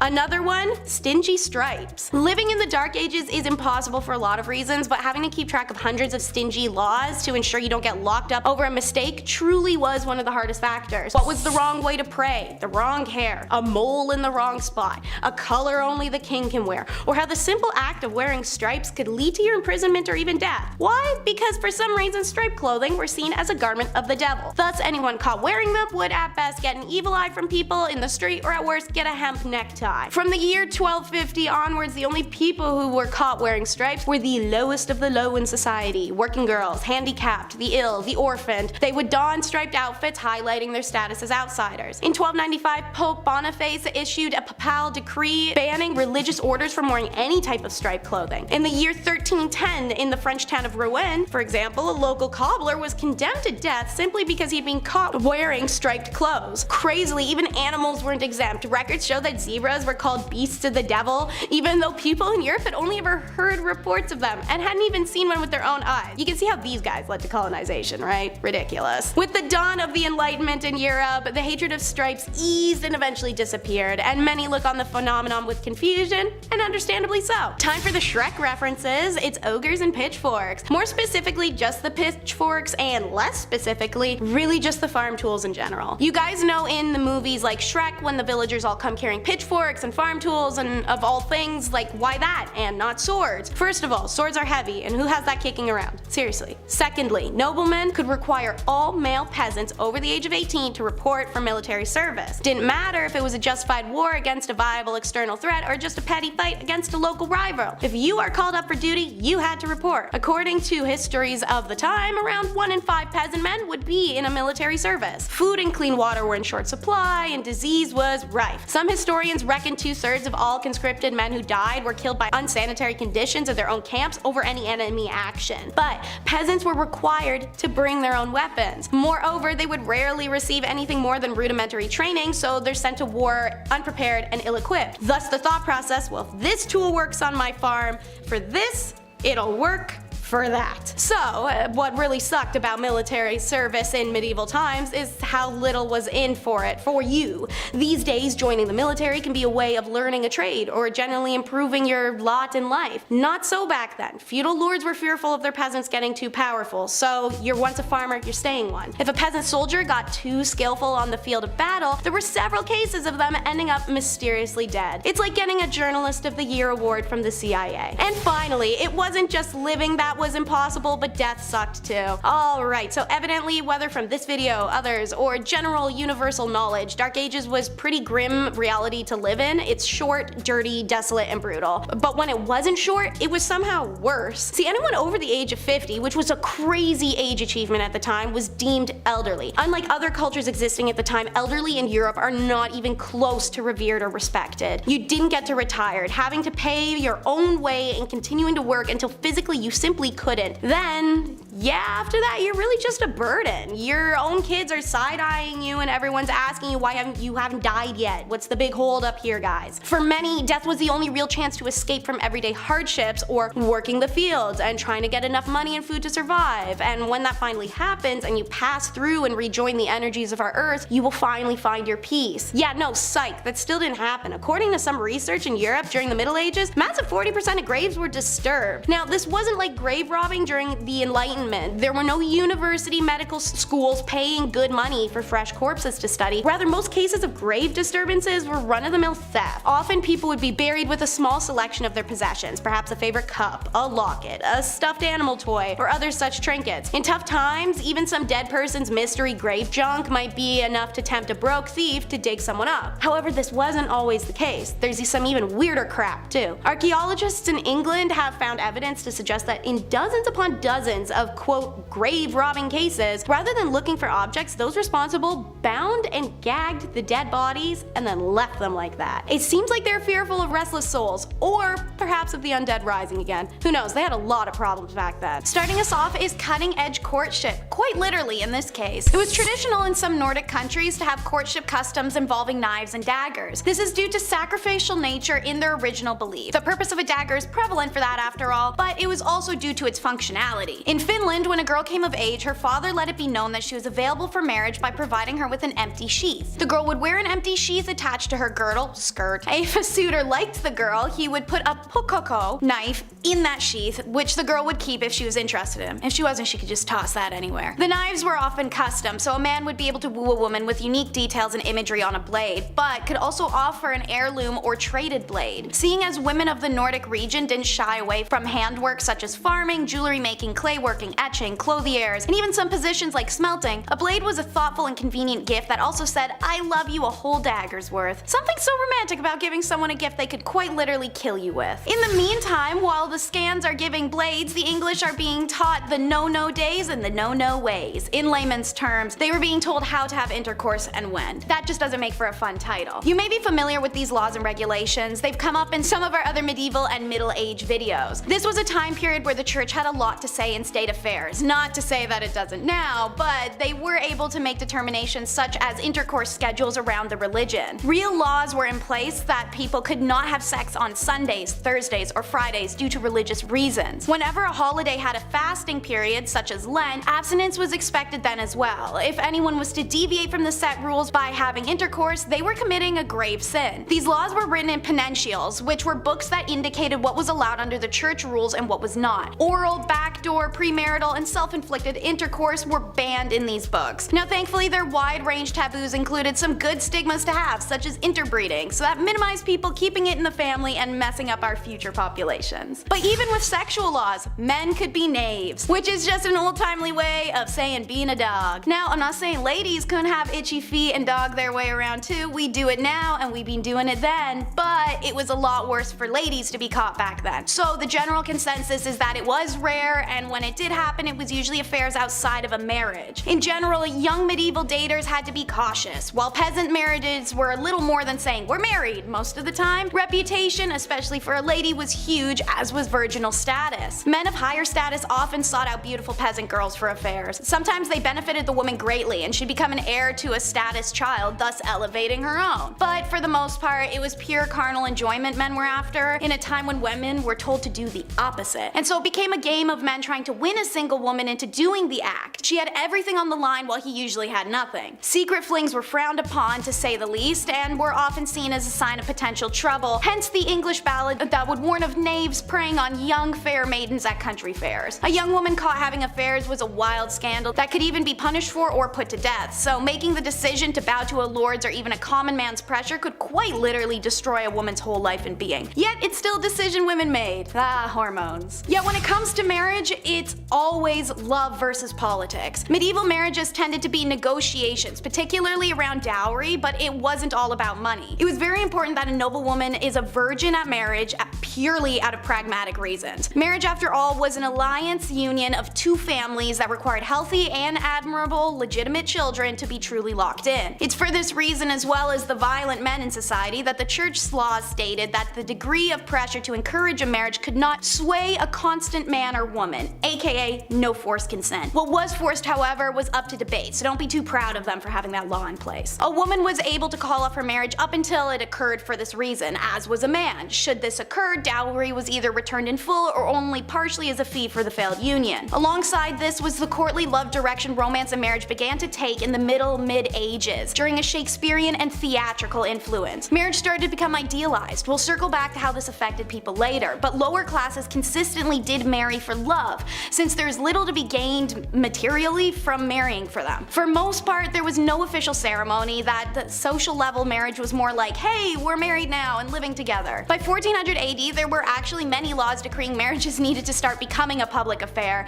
and one may wonder how often people did marry in secret. Next up, watch lords try to impress ladies with a lance measuring contest. As mentioned, courtly love and chivalry are important facets of medieval society and culture, and seeing as tournaments and displays of masculinity were centerpieces of this culture, it's no surprise it made its way into courting. By 12th century England, tournaments were in full swing, usually consisting of jousting and melees, a big organized throwdown between knights that were not expected to be dangerous but occasionally resulted in serious injury or death. These tournaments were respectable places to meet potential suitors, and singles flocked to these spots to watch heroic knights joust and parade themselves around while noble maidens looked on adoringly. Some contemporary conservative commentators, as well as the church, however, complained that the tournaments were places of frivolity, scandal, and lust. Buzzkills. Don't worry, if sword fighting isn't your forte, then poetry or songwriting were also popular ways to express your love to a lady. And remember, when meeting a beloved, dress to impress, but not so much that you cause a scandal. Remember, sumptuary laws exist. It'd be pretty embarrassing to be arrested and sentenced on your first date with someone. It was advised that medieval women getting ready for a date should wear their tallest steeple hat and their best dress, and top it off with their finest linen wimple. This helped to elongate the neck. A long neck on a woman was considered beautiful. So was a bunch of other weird stuff that we'll get to in a second. Meanwhile, men should always remember on a date to wear their best gown and hose, which are pantyhose. But as said, don't dress too posh. The sumptuary laws of medieval England, such as the statute concerning diet and apparel of 1363, tried to ensure that citizens did not dress or consume above their social status. These rules included what kind of fur trims could be worn and by whom, colors, hats, patterns, shoes, and all the whole shebang. Check out our video Top 10 Unusual Medieval Laws You Never Knew Existed to learn more about sumptuary laws and laws of fashion. The rules of etiquette will most definitely help you avoid scandal when invited over to the family home of your potential lover, and they were genuinely as follows. 1. Keep your hands clean. Don't stroke the dog or the cat. Be sure to wipe your fingers on the tablecloth instead of licking them. 2. Bones are not to be gnawed, and don't pick your teeth with the sharp irons. 3. Don't eat with a fork. Forks were used to prepare food, but most medieval Europeans thought forks were an odd thing to eat with. 4. Don't eat with a knife either. Many people carried the knives on them on their belt to carve up the food before eating, but don't eat with it. 5. Okay, if it's a liquid, use a spoon. People tended to eat with their hands for everything else. 6. Don't sit too close to the salt cellar. Salt was expensive and associated with prestige, so it's a good dating tip at a big dinner to see who sat closest to the salt cellar. And 7. You can burp, but look up at the ceiling as you do so. And 8. Remember, you must not urinate at the host's premises unless you're staying overnight and it's before bed. Obviously, some of these things like wiping your hands on a tablecloth, eating without a knife, or holding your pee until it's time to go are pretty unusual to us now.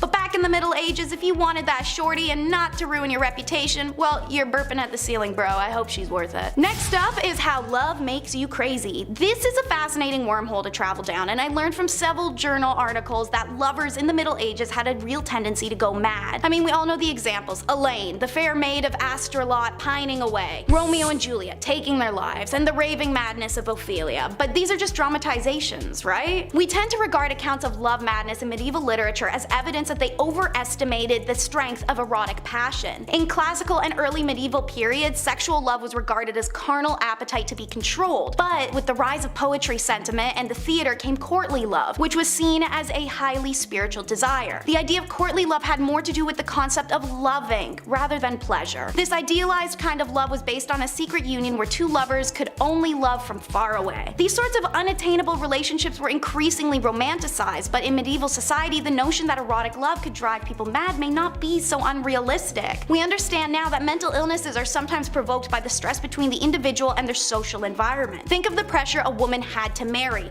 Her whole life is purely based on existing for marriage and childbirth. The headspace created would be incredibly vulnerable to valuing all self-worth off of said marriage. If she had no suitors or faces rejection and begins to start aging out of normal marrying age, these could be detrimental to her mind. Mental illness existed in the past. This level of self-worth being carried by societal pressure that also will punish a woman for her sexuality or existence of it should it be perceived as sinful or unwomanly is unbelievably stressful. So yeah, women primarily would literally be driven insane by marriage and their value being tied up in it. But it's okay to be crazy as long as you're hot, so let's follow these medieval beauty tips. These are actually documented tips I rounded up, so let's run through the list. First, pluck your eyebrows and move your hairline back. A high forehead was considered attractive. One hair removal recipe was a vinegar mixture with ant eggs and ivy. Yum. Second, cancel all your Mediterranean trips. You need to whiten your face. Paleness was considered beautiful, and to achieve this, some women would apply mixtures to their skin such as white lead powder mixed with sheep's fat. Weird. Third, while you're at it, hide those birthmarks and moles with homemade concealer. These blemishes were sometimes associated with witches in the Middle Ages. You may know this from our top 10 unspeakable things women went through in the Dark Ages video. One popular concoction was a face mask of bull's or hare's blood. Fourth, brunette is boring. Go blonde with organic hair dye. Flaxen hair for women was considered the most beautiful. Women who were not blonde could try a hair dye made from stale sheep's urine and saffron. If word of mouth wasn't enough to get these beauty tips to you, rest assured, Daniel of Beccles wrote a popular 13th century etiquette book. Regarding appearance, he said a man's hair should be neatly styled with a beard that was neither long nor shaggy, and nails should be attractive and teeth should be kept clean. How do you keep your teeth clean?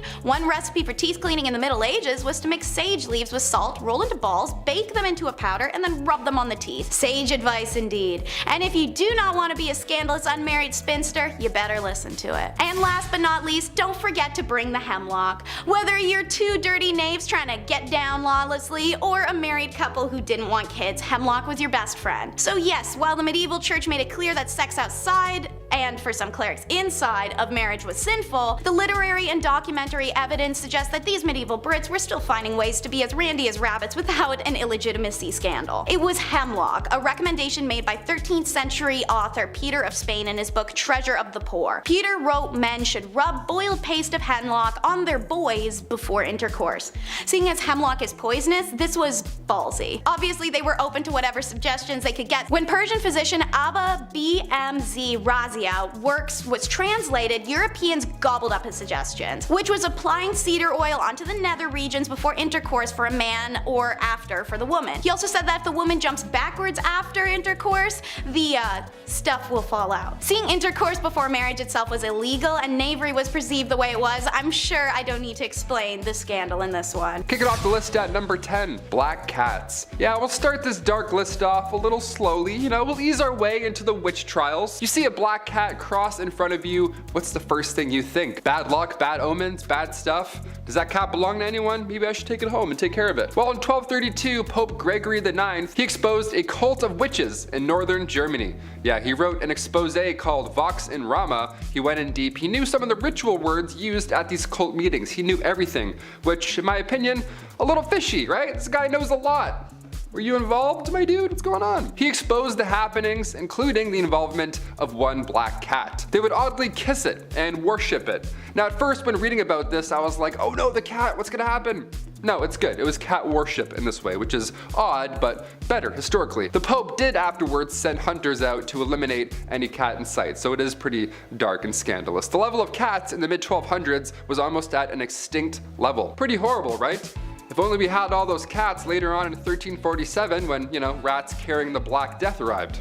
We definitely could have used a few cats, but Witches. Number 9. Flat Earth? Okay, it's 2022. We can watch live footage right now from the International Space Station just whipping around us. We can fly to Australia in this day and age. We can have a window seat and watch the entire commute. But there's still a good amount of people today that believe that the Earth is flat. How shocking is that? How scandalous indeed. The same guys who believed women were witches were also like, oh, of course the Earth isn't flat. That's crazy. How conflicting is that historically? We think any time before Columbus, especially back in the Dark Ages, we have this general idea that they didn't know anything, specifically the scale of the planet or even the universe for that matter. We're still launching telescopes into space to record the edges of the galaxy. There's so much we don't know today, yet there's still flat earthers. Shocking enough, the Middle Ages didn't see many of those. In the 13th century, navigators were regarding the Earth as a sphere, with 4 cardinal points as well. Even going back further, looking at ancient Roman days, in 77 AD, Pliny the Elder, the ancient philosopher, also agreed on the Earth's shape. It was common knowledge, dare I say, even in the Dark Ages. So if you know any flat earthers,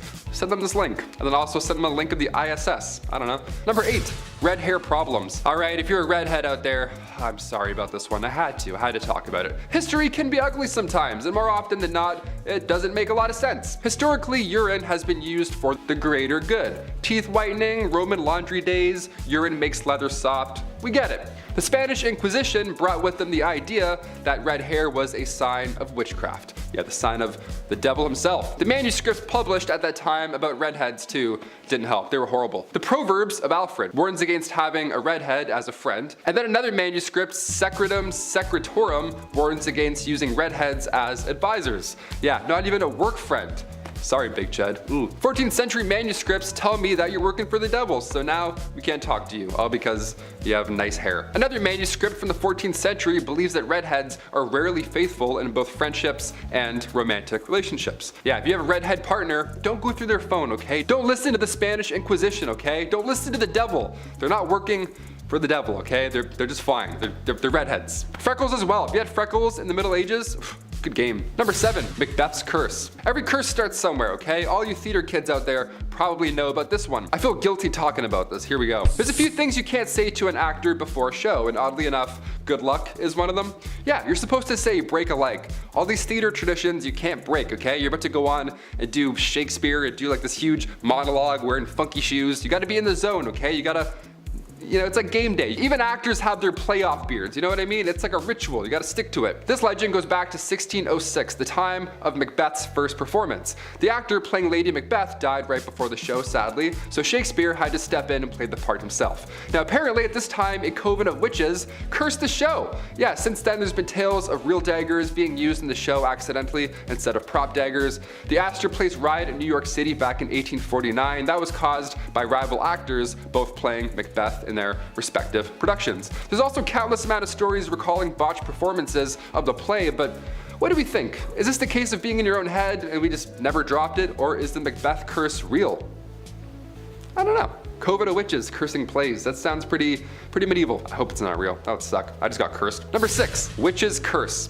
More curses. Let's do it. From the 1400s to the 1700s alone, there were around 50,000 individuals who were all found guilty of witchcraft and wizardry. And we all know what that meant.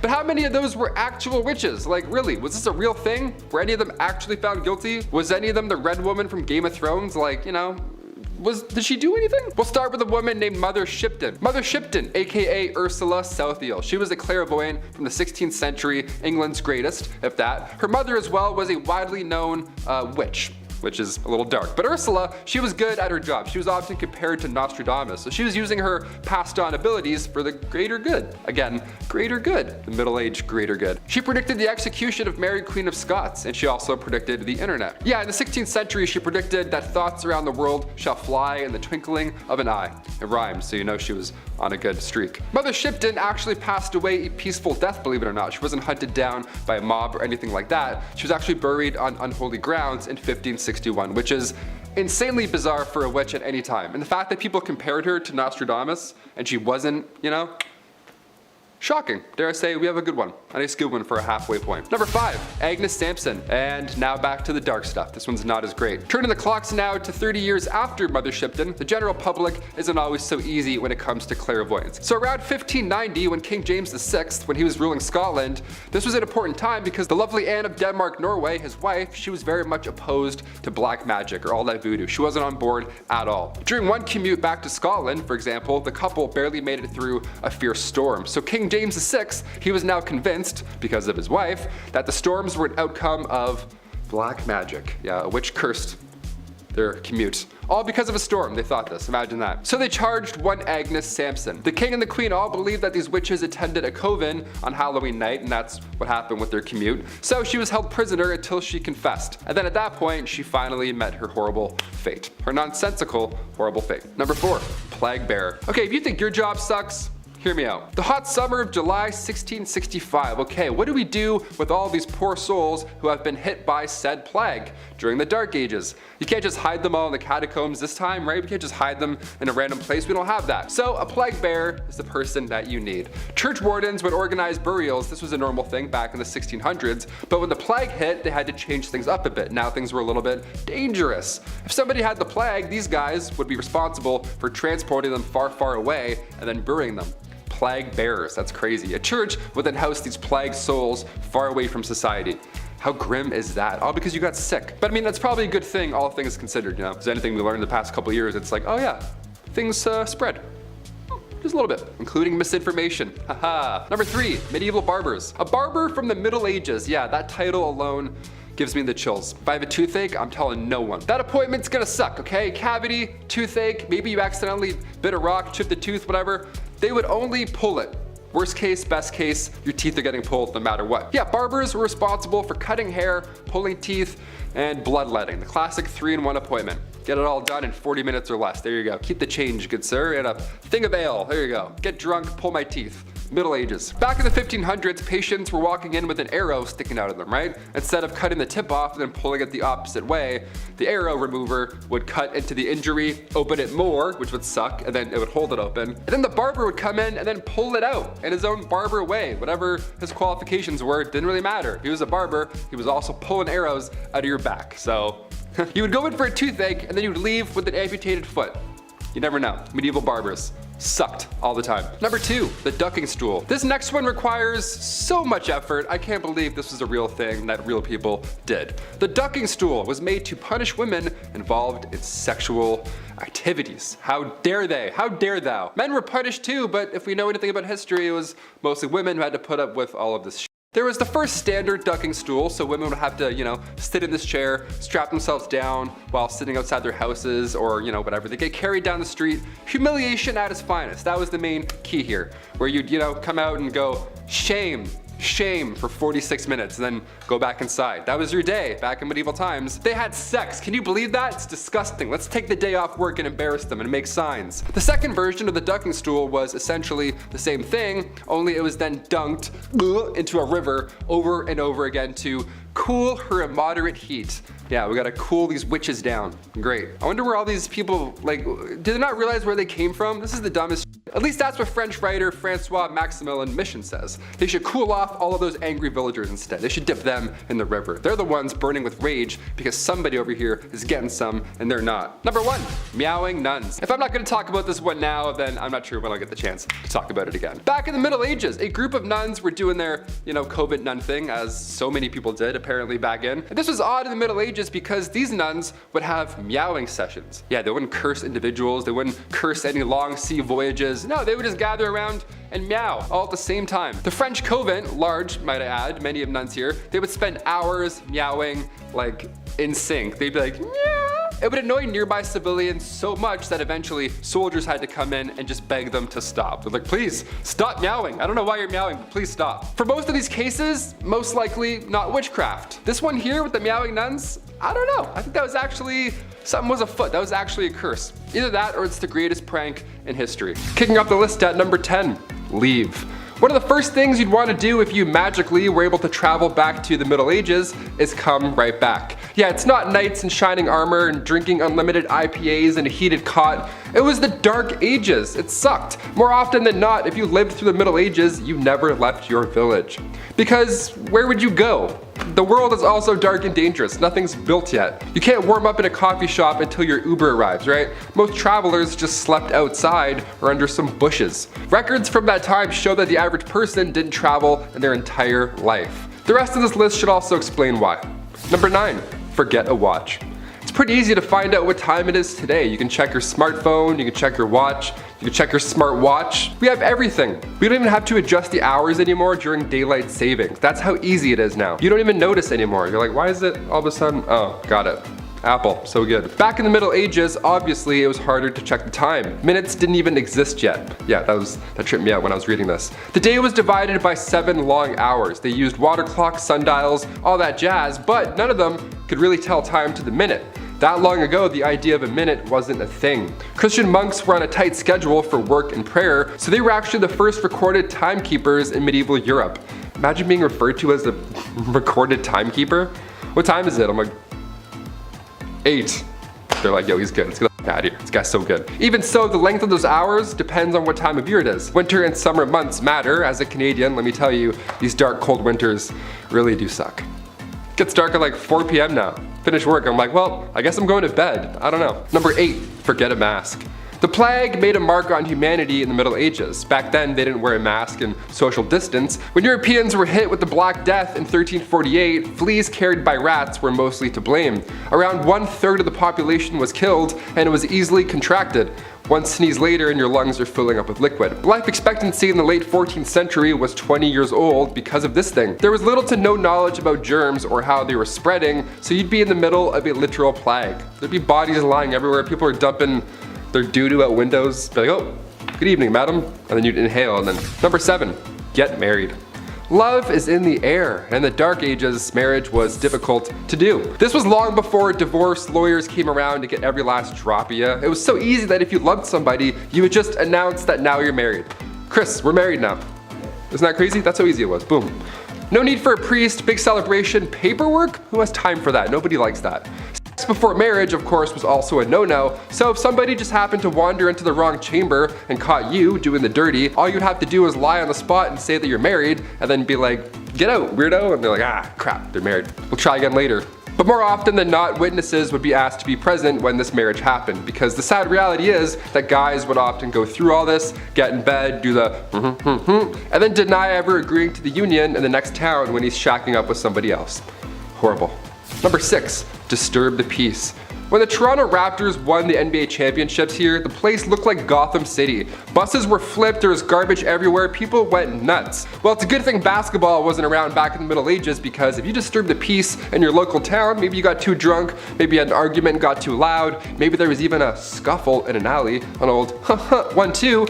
These situations that are common today usually end up with a slap on the wrist. They'll just send you in an Uber home or put you in the drunk tank. But do any of those things in the Middle Ages and you were locked up in the center of the town for an entire day. You'd be locked to the pillory while the town threw stuff at you and said horrible things. They would assault you verbally all day long in the sun. And depending how bad you were the night before and which town you upset, your punishment could be 30 minutes, it could be short and sweet, or it could be all day long and brutal. Both of these sound awful with a hangover happening at the same time. Hit that thumbs up and keep the peace. Huh? Number 5, steal. While it's next to impossible to prove your marriage to somebody, it was also pretty tough to catch a thief. No alarms, no cameras, it was literally like Assassin's Creed. You would just throw your hood up, grab an apple, hide it, and then sprint into the woods for 30 minutes and be like, yes, I got away safely.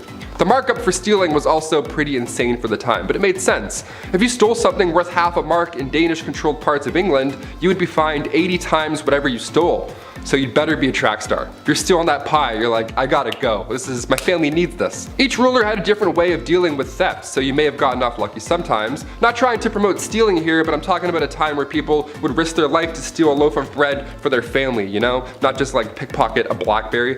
But again, sometimes depending on where you got caught, you would lose an ear or you would lose a hand for stealing a cranberry. Anything over half a mark often resulted in death as a punishment.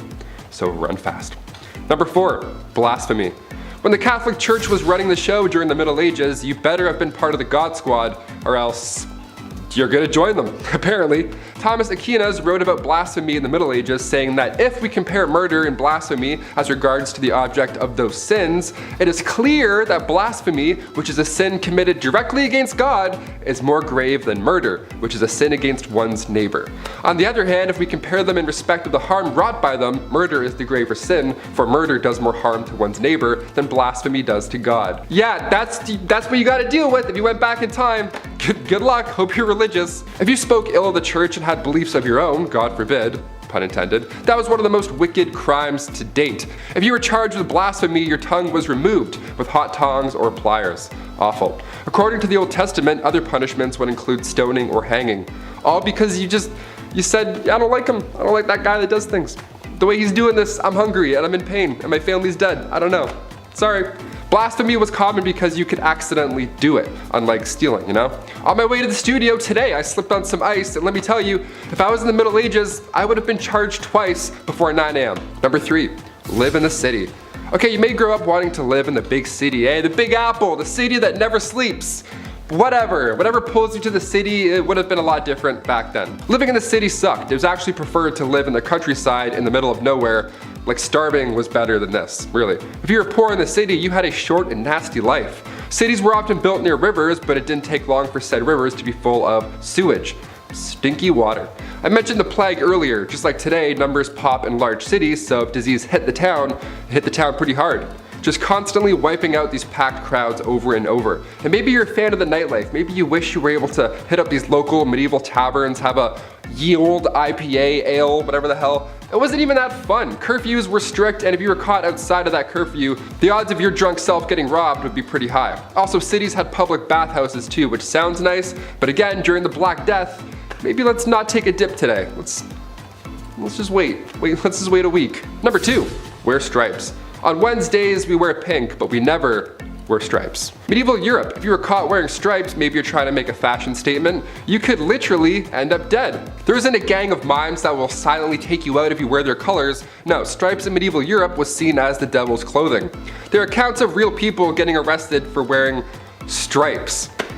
That's it. Where and when this began, it's hard to pinpoint, but in 1310, in the French town of Rouen, a cobbler was sentenced to death because he decided to wear stripes that day. It was a big deal though. It wasn't a law that changed depending on what town you're in. It was bigger than that. In 1295, Pope Boniface VIII banned religious orders from wearing any type of striped clothing.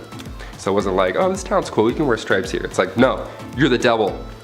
Bye. And finally, number 1. Witchcraft. Whenever we think back to the Middle Ages, it's hard to forget that we once would accuse others of being a witch. It's like 5 plus 5, I think that's 10. We're like, how did you know that? You're a witch. You're definitely a witch. They would accuse animals of witchcraft, wizardry. No better sous chef than a golden retriever, just mixing up some potions. To be fair, Air Bud played like 9 different sports, so I don't completely disagree on that thought. But cats? What's a cat doing with a cauldron? On the official list of victims from the Salem witch trials, 2 cats were accused as well as 2 dogs. If their pet was behaving strangely, it must mean that they're working with witches in the middle of the night. Nothing to do with the poison rye just all over the floor. It's for sure part-time witch. Villagers believed that witches traveled at night not by broom but by riding on the back of your furry friend. And it also wasn't just dogs or cats. They thought witches rode pigs, wolves, dogs, even turtles. Imagine a witch riding a turtle. I'd be like, I'm good, I'll beat you there. Even so, if you were convicted of being a witch, you had to confess. If you confessed to being a witch, your life was spared, and oddly enough, if you refused to confess, then you were executed. In the meantime though, being a witch and all, your head was being dunked in water, you were sleep deprived, these horrible torture methods were used until you were so broken that eventually you just admit to being a witch. You're like, fine, me and Air Bud, we witch it up, happy, and then you're fine. If you were suspected of witchcraft, you also had to get naked in front of all these creeps while they looked for the devil's mark. The devil's mark being a birthmark, or a mole, or freckle, blemish on the skin, whatever. All signs of making deals with the devil, apparently. This thing I would have gone to jail for sure for this one. I would have been dead for this, that's huge. At number 10, watching consummation. Back in medieval times, depending on the century, weddings either meant a lot or meant nothing at all. If it was the early medieval age, then no one really gave a hoot about marriage, and I'll get to that later. But later, in the medieval age, marriage became a holy sacrament, and this sacrament had to be consummated. On the night of the couple's wedding, they would do the good old brown chicken, brown cow, boom boom pow, OMG wow. Which could have been a positive or negative experience depending on circumstance, but it was also a little weird because there would be people watching it all happen. That's right guys, after the ceremony and reception, people would follow the bride and groom up to the bedroom and be like, hey Joe, grab the popcorn, we're watching the live showing of 50 Shades of Grey. And Joe would be like, yo bet, and then that's exactly how it happened. Anyways, this was all done so that there were witnesses to the consummation so that the marriage's validity could be backed up. So if anyone tried to deny that their marriage was legit, Joe with the popcorn would be able to back up the bride and groom and confirm that everything happened. Kinda kinky, kinda weird. Number 9, dowries. Today's weddings are so insanely expensive. I don't know if it's ever gonna happen for me, for that reason alone. But, you know, they kind of replaced the dowry altogether. But what was a dowry? It was a set of assets, money, material, goods, real estate that would be given to the groom once the couple united. The purpose of the dowry was to entice a groom to marry the bride if he wasn't already attracted to her.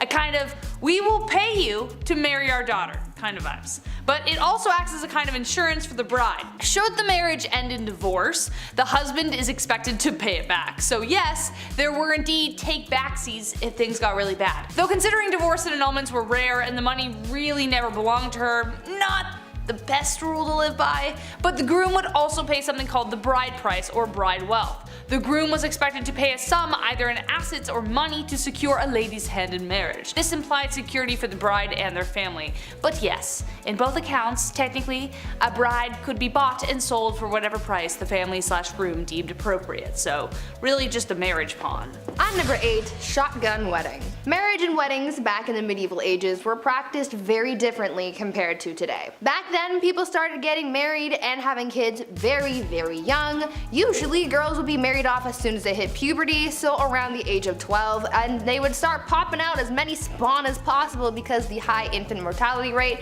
made it very difficult to grow a family. On top of the duty to further the population, these marriages weren't for love. Arranged marriages were the norm back then because it was mostly used to join families for status or alliances, or because your dad owed Billy from down the block a favor and he offered you to his son Billy Jr. Marriage ceremonies were also very different back then. Because marriage wasn't as big of a fuss as it is now, it didn't matter where you got married or how soon. You could get engaged in the morning and be married by lunchtime if you really wanted to. Most people didn't need permission to get married, so they could hold the ceremony anywhere. Marriage ceremonies could be held in places like pubs, in the middle of the street, or even in bed. Because of this, it made it really hard to know who was married and to whom until the 12th century when it was declared a holy sacrament that must be observed by God. Number 7, no objections. So obviously, with a lot of people marrying willy-nilly, a lot of marriages mostly made people miserable. Maybe. Enemies to lovers is my favorite book trope, so who knows how spicy things actually got. I hate you, I love you, next day, I don't know. But the famous line, speak now or forever hold your peace, only got introduced in 1215 to try and flesh out drama before they couldn't go back. In the Middle Ages, drama, discovered after marriage vows were exchanged, caused major problems since divorce wasn't easy or, you know, accepted. We will get to that later. For instance, Joan of Kent, who was known for marrying Edward the Black Prince and mothering Richard II, had a secret marriage when she was 12 years old. She didn't get approved. In her early teens, she was married to an aristocrat, but the secret marriage was discovered after 8 years. The papal court had to overturn it and return her to her knight. He died 11 years later, and it was after that that her cousin Edward married her. Wouldn't it have been nice to know that little detail before she married the aristocrat guy? Yeah, probably would have saved a lot of heartbreak. Hence why the speak now or forever hold your peace was introduced. At number 6, shoes! Back in the days of old, shoes were apparently a huge staple in society. They were pointy and weird and expensive and complicated and were even integrated into marriage practices. During the wedding ceremony, it was a tradition for the father of the bride to take one of the bride's shoes and give it to the groom. The groom would then tap the bride on the head with the shoe in a token of his authority. But the shoe traditions don't stop at bopping people on the head like little bunny foo-foo. You know how these days there's a tradition of throwing the bouquet at weddings, and apparently whoever catches it is the next to get married? Well, that tradition sort of came from the medieval tradition of throwing shoes at weddings. Instead of throwing flowers, brides would throw shoes at their bridesmaids to determine who was next to walk down the aisle. Now this whole bride throwing things idea has failed me before because I caught a bouquet once and I'm as single as ever, so maybe someone needs to chuck a shoe at me or something this time. Please. Number 5, the bedroom trial. So divorce, again, wasn't a thing. On the upside of dying early, it potentially meant that you weren't locked in a marriage for too long. If the marriage did end, it wasn't a divorce, it was an annulment, which was very expensive. A common reason this happened was due to consanguinity, which was close relations by blood or marriage, which was forbidden. Other grounds would be adultery, leprosy, and impotency. Also failure to concede to the marriage debt, which was the obligation for both spouses to engage sexually. It actually didn't matter where this happened, you had to do it even if it was in a church. It was a big deal. Enter the bedroom trial. Court cases from the 14th century show records that bedroom trials took place that would determine whether a marriage should continue. The bedroom part is exactly as it sounds. The man and the woman were placed in a bed together and were to be watched by the wise women for several nights. If over the course of the night the man's member remains of no use, i.e. impotence, then it was determined that the marriage should end. But the wise women were most likely either complete strangers or the groom's grandmother. So I doubt that would have helped with the getting it up part. Poor guys. At number 4, marrying the country. If you married an entire country, does that count as polygamy? Are you technically married to everyone in the country, or just the one country as a singular unit? These are the shower thoughts that I wish I could ask medieval queens, but unfortunately they died a long time ago, along with their marriage secrets and probably some recipes for poison too. Back to this whole marrying the country idea though. Back in the medieval age, when someone became queen, they had to get married more than once. For them, it wasn't just about marrying their spouse, they also had to marry their country. This process was called consecration, and it was something that a ruler had to go through in order to be a legitimate queen. The queen would go through a symbolic marriage to the realm, complete with prayers and a blessing and a ring and a crown. It was essentially like a real wedding, except the groom was a nation of people. Sounds like a happy marriage to me. Yeah. Number 3, the veil. As we have determined so far in our list, love wasn't the primary reason for marriage, especially for nobles, so as a result there were quite a significant amount of arranged marriages. Besides the symbolism of humility and purity, it was also used as a way of disguising the bride entirely. The bride would often be wrapped from head to toe to protect her from evil spirits. This tradition goes all the way back to ancient Roman times. That's one explanation, but during arranged marriages, it was more literally used to hide the face of the bride from the groom. So if he didn't like what he saw after he literally unwrapped the package, well, too bad, she's yours now. Eventually veils progressed to being much smaller, but the tradition of revealing the bride to the husband to declare ownership remained a tradition even to this day, kind of, except now it's more romantically idealized. You see Priyanka Chopra's awesome veil and that, you know the one. At number 2, long distance marriage. You know how during the pandemic people started having Zoom weddings? Well, in a way, people have been doing something similar since the medieval ages. Back then, a lot of weddings were simply for political reasons, and so a big ceremony was rarely needed. So when two people from different kingdoms were getting married, they didn't necessarily need to be there for the wedding. Instead, they could send proxies and have someone marry their new spouse on their behalf. This would be the legal binding of marriage, you know, the paperwork side of things. But once both parties could finally meet in person, then they would hold a second ceremony with all the pomp and circumstance that you would expect. And yes, it still included the whole watching the consummation thing. Ew. This proxy marriage actually happened to Marie Antoinette, and her brother was her proxy until she could get to the formal ceremony. So now we know that even back then, you didn't have to show up on time to your own wedding, and you could just get someone else to do it. Sounds a little cold to me, but like I've said before, love is dead and it died a long time ago. Mic drop, thank you. Number 1, last but not least, and this is the most messed up, the Lord's right. This one is definitely the most messed up tradition, and I don't even know how it was justified in the first place. Like, why was it even in place? Someone clearly made this happen so they could piss people off. The last thing anyone wants at their wedding is someone interfering with the wedding night. As we know, people for the most part had to observe the ceremony, but the Lord's right was something even more horrific. The droit de seigneur was a feudal right that existed in medieval Europe that gave the lord of the land the right to sleep with the bride on the first night of the marriage.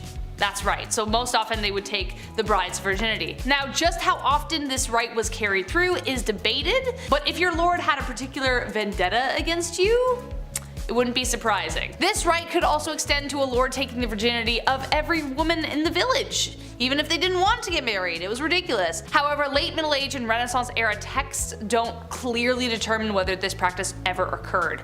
Texts from 15th century Switzerland references the Lord of Mar demanding the right of the first night or a hefty fee. So either you pay for it or I'd do it. The Doigt de Seigneur was depicted in Mel Gibson's Braveheart, which added to the infamy of the idea, but no physical evidence determines whether any lord actually did it, but it did technically exist. Gross. Kicking off the list at number 10, an arming squire. Being a knight. Okay, obviously this sounds cool on paper. They have the sword, they have the horse, the flowing lady, the gal on the back of said horse. They're saving the damsel in distress or something, right? Sometimes they lose a hand like Jaime Lannister, but that's just what being a knight is all about, right? Also, spoiler alert, if you haven't seen Game of Thrones 9 years ago. It wasn't always a fairy tale epic being a knight. First of all, this process starts when you're 7 years old as well. So you would be given to a noble to learn for 7 years, and then at age 14, you became a squire. Ah yes, a noble squire. We've heard this term before. What do they do? Well, it's a knight's intern. Yeah, not an ideal job to have when you're young, but it's a job nonetheless. Also, you had no choice, so you had to do it. Welcome to the Middle Ages. Arming squires, they had a lot of responsibility. Arming squires would repair a knight's armor while they were still wearing it. Yeah, how fun is that? Oh, which buckle was it? Ah, yes, that one. Yeah, fixing up chainmail on a grown man's thigh. Not ideal. Welcome to the Dark Ages. Pretty dark. Also, after these epic, messy battles, arming squires would have to clean everything off of their armor. Yeah, everything. A lot of yuck going on in that business day. This was long before Dawn soap was also a thing, so they had to clean with urine. Yeah, gross. So gross. It gets worse and worse. Welcome to the Dark Ages. Number 9, Plague Bearer. Yep, this one's as awful as it sounds. The title of this one really gives it away. The hot summer of July 1665. What to do with all of these poor souls who have been hit by the plague in the Dark Ages? Where do we put them? What do we do? You can't just hide them all in the catacombs this time around. So now what? Well, a plague bearer, he's got your back. Church wardens would organize burials, right? This was a normal thing even back in the Dark Ages in the 1600s, but when the plague hit, they had to change things up a little bit. If somebody had the plague, these guys would be responsible for transporting them far away and then burying them. A church would house these plagued souls away from society. How grim is that? But it's probably a great call, all things considered. Poor guy. Number 8, a knight. When we think of the knights in, the Dark Ages and stuff, we often forget about the silly royal duties that one had to attend to. Yeah, you thought jury duty sucked. Oh boy. Beastly justice. You ever heard of this? If not, buckle in. Beastly justice was when animals had to go to court. Yeah, they were put on trial as well as humans. It's wild to look back at a knight and all the things they had to do for their kings and queens, but the fact they also had to wake up early and attend court like a noble, royal court where a wild animal was now taking the stand. What a joke. I'd be like, really? Do I have to be here? I woke up at 4:30. What's going on? Yeah, this would happen after an animal runs through town. It would attack people, being confused and being an animal and all, but the townsfolk would actually believe that the devil was somehow involved in this whole ordeal. These animals worked for Big Red himself, right? How weird is that? In 1457, villagers in France had to deal with 6 pigs who ran wild and attacked locals. They did a lot of damage, apparently. But instead of just, setting the animals free or putting them down or whatever, they just took them to court. A real court, a real trial. There was a judge, a couple prosecutors, 8 witnesses, a defense attorney for the pigs, which I gotta say that we gotta do a list on that. That's a terrible job. That's one of the worst jobs ever, I lightly introduced here. These pigs were then hung from a gallows tree. It was so horrible. The Dark Ages. Dark, right? A knight had to formally hang pigs after a trial was concluded. Yeah, being a knight sucked. Number 7, leech collector. I always enjoyed catching frogs growing up. That was always fun, but apparently I gotta step my game up. This is weak. A leech collector is, well, exactly what you think. Back when medicine was pretty much non-existent, sickness was just wafting throughout these old towns, just moving through towns. Like the G from the Goosebumps logo, just haunting towns, moving through. Scariest intro ever, eh? So the solution back in the day was the classic, oh, if you feel sick, maybe try bleeding for a bit, see if that helps. Yeah, they would use horses' legs to lure out these leeches, but most of the time these leech collectors would have to get in and get dirty and just grab them themselves. They would have to swim around and touch as many things as possible. They would make contact with as many leeches as possible. How gross is that? That was the best way to collect them, really. I would have fainted so often, that is horrible. The loss of blood here was obviously so intense, so it was a, horrible job to have. And on top of that, you gotta look out for the same reason they need leeches in the first place. Disease. Yeah, that's still out there. Leech collectors were so common throughout the 18th century that leeches basically were extinct at that point. We almost lost leeches. So close. Number 6, Jesters. The earliest accounts of the fool go back to the 11th century, so pretty OG. These fools were hired to liven up the party, dance and be silly, wear pajamas. Most of you have an image of a jester in your head, jumping around on tables, telling jokes. That's actually pretty accurate. Yeah, it was pretty fun. It was one of the best jobs to have, obviously. This title of a minstrel, or a fool rather, it was an honor to have. The fool's payment also was no funny business. That was good stuff. Roland Le Petier, he was like a major jester back in the day. This guy got 30 acres of land from King Henry II. Just here you go. Just show up and fart and be funny. Have all this land. That's like a kingdom. You have a kingdom because you're funny and you're silly. He would whistle, jump around, and literally fart on people. On Christmas Day, this guy would come over and just ruin your entire breakfast and just be like, yeah, I have all this land. And then he would take off. Crazy. You just ruined Christmas, sir. Stop farting on my food and family. Thank you. I would never want to be a jester. They had to also go into battle and spread bad news too. It was fun and silly, but they were also royal. They had to do lousy stuff too. Number 5. Groom of the stool. Nowadays, higher ups in the office, they have assistants, to grab your coffee for you. Maybe they answer some phone calls, keep the business running while you're off, doing your businessman stuff. Assistants are vital today. The groom of the stool though, that was a bit much. We have some labor laws put in place now. I don't think we're gonna see any online ads opening for a groom of the stool. We'll see though, fingers crossed. It had good benefits. Back in the Dark Ages, this role was vital and respected. It was created by King Henry VIII, and this role was to assist the king, and specifically assist his bowel movements. You had a box that you carried with you at all times. That's where the magic happened. The dark magic happened in this box. You would literally follow the king around until he needed to go to the washroom, until he needed said box. Porta potties weren't a thing back then, and there's no way you're going to catch that king squatting in the woods. In fact, you wouldn't even catch that king wiping his own behind. That chore was also reserved for the groom of the stool. Yeah, lucky you, right? In this stool, you would have water, towels, a wash bowl. The whole setup would be in there. You're probably thinking, Taylor, which poor soul had to be stuck with this role? A prisoner? Somebody who lost their sense of smell, hopefully? No, only sons of noblemen could take on this role, and in doing so, they also gain access to every room in the castle, tons of clothes, any bedchamber furnishings, you name it. And of course, a high pay. Always helps. Thank God. That's maybe the worst job in history. Maybe. We're almost there, you'll see. Number 4, divorce lawyers. If you've seen Game of Thrones, you've heard of trial by combat. That was the norm back in the day, you fight for your freedom, that's great. But what about divorce by combat? What in the Mr. and Mrs. Smith is happening? Was this real? I can't believe this. If you and your significant other weren't getting along in the Dark Ages, instead of, dishing out thousands on couples therapy and signing all that paperwork and getting it done with and going your separate ways, no, instead they would battle each other, like combat. It was an organized event too. It had restrictions in place for the husband. It's pretty hilarious to think back on. The husband would have to stand in a hole with one hand tied behind his back, while the wife ran circles around this hole with a sack full of rocks. A sack full of rocks, how intense is that? That's why you don't cheat in the Dark Ages, Lancelot, okay? Just take the barn, take the horse, take it all, I quit. Get me out of this hole, untie me. Number 3, toshers. Toss a coin to your tosher, here we go. This was one of the worst jobs back in the day, and it wasn't even a legal job. Shh, don't tell. If you know any toshers, keep their secret, Early 19th century London, I know, a little more modern here, but definitely worth a mention. These toshers would spend all their time in sewers below London trying to find coins or valuables that have been just accidentally washed away. Yeah, they would just search for scrap metals, anything really that nobody else wants to go down and claim. Or reclaim, rather.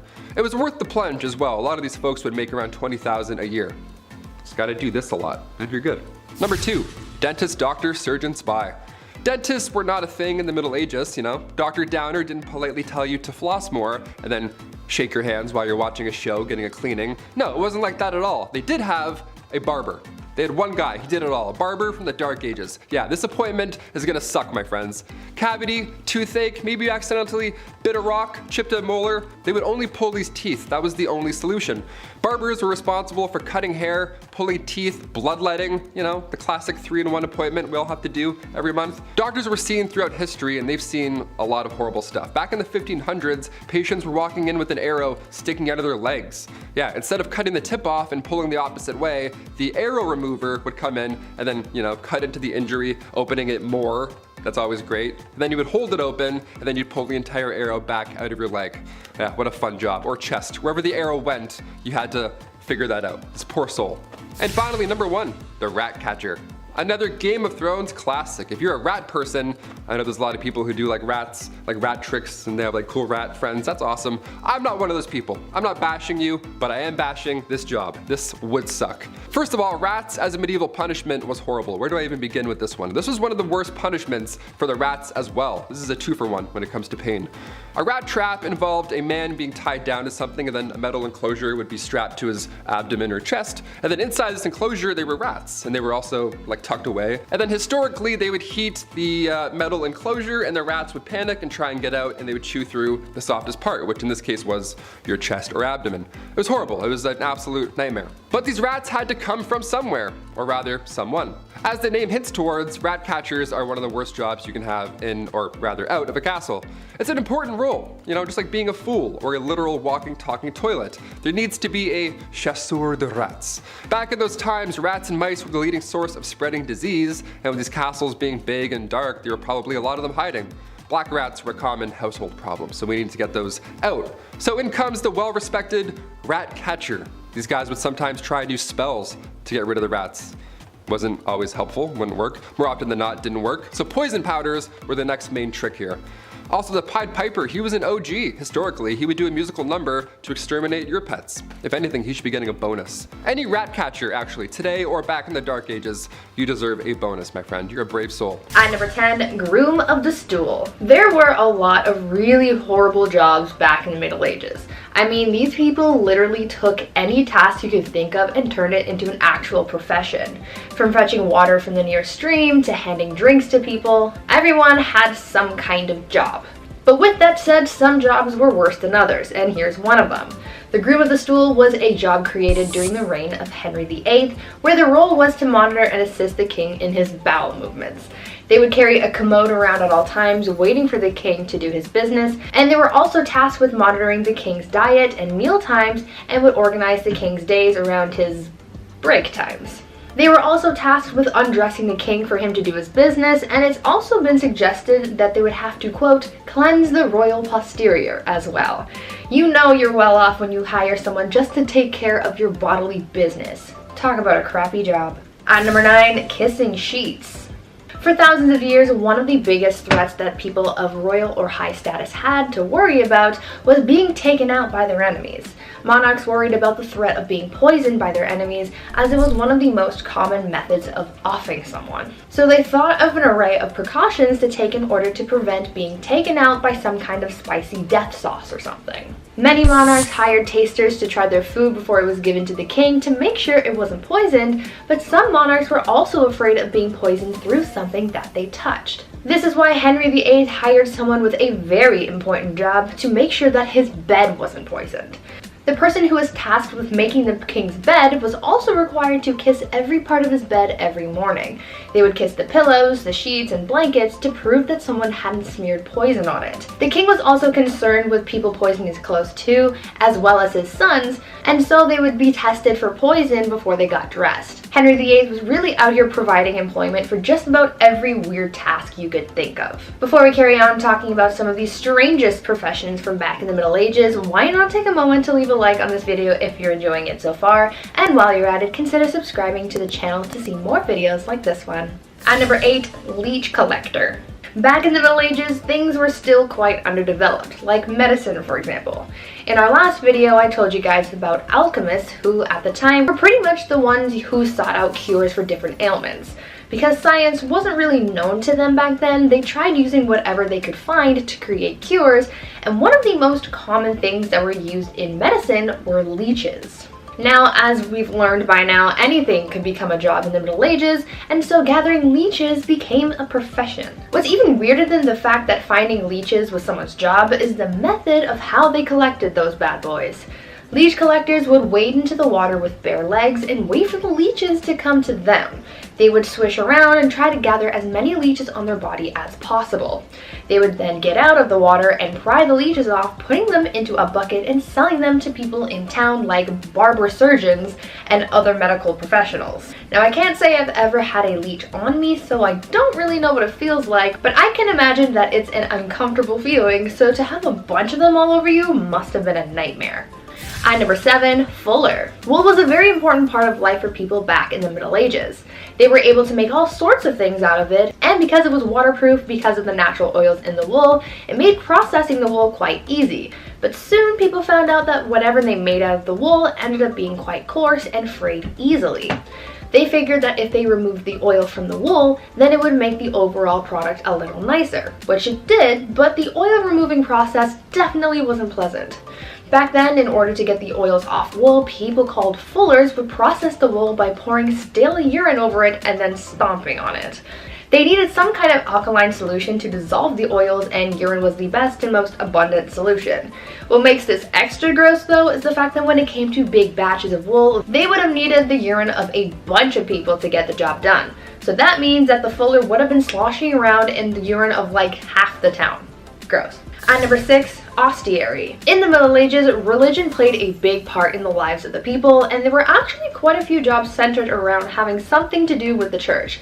This is true with ostiaries, who worked almost like a secretary for the church. This position was normally held by a man who wanted to move up in the church's hierarchy. He was basically doing a menial task to butt kiss his way to the top. Ostiaries were tasked with being kind of like a church bouncer. They would make sure that unbaptized people didn't come into the church during certain times, and they would also man the doors during baptisms. This profession was based on the Roman habit of having a slave guard the doors of their master's house. At number 5, bear leader. Now here's a really strange job from the Middle Ages, which sounds both terrifying but also kind of cool. Back in the Middle Ages, blood sports were all the rage. Many of the monarchs who ruled during this time were obsessed with watching blood sports, which honestly kind of explains a lot, but that's besides the point. One of the most popular blood sports was bear baiting, which involved making a pack of dogs fight a bear. Sounds gruesome, but it also begs the question, well, where did you get the bear?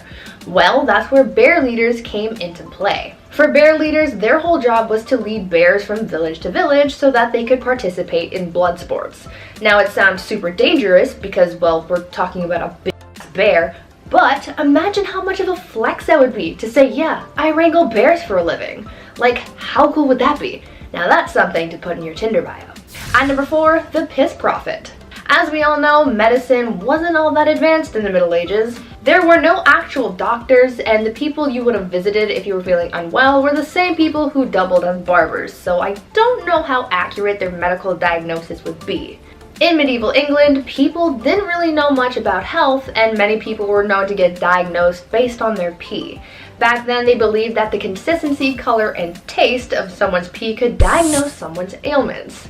The people who collected people's urine samples were called piss prophets, and they had their own criteria for determining what was going on in someone's body based on their urine. According to the piss prophets, if your pee was white, then it was the ideal color, and that meant that everything was working properly. If it was wine-colored, like blue or black, then it meant that something was very wrong. And if it was green, then you were basically on your last leg and you should probably get your will in order. Now, I'm not sure how accurate these readings actually were because medicine was basically non-existent back then, but they tried their best with what they had, I guess.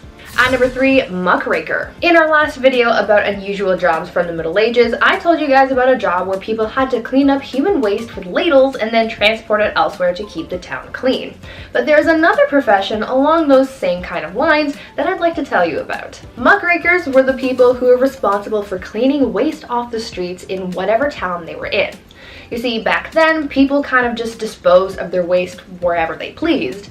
But since this waste, like human and animal excrement, rotting food, and entrails, had nowhere to go and kind of just sat around the streets, you can just imagine how disgusting that must have been. So that's where muckrakers came in.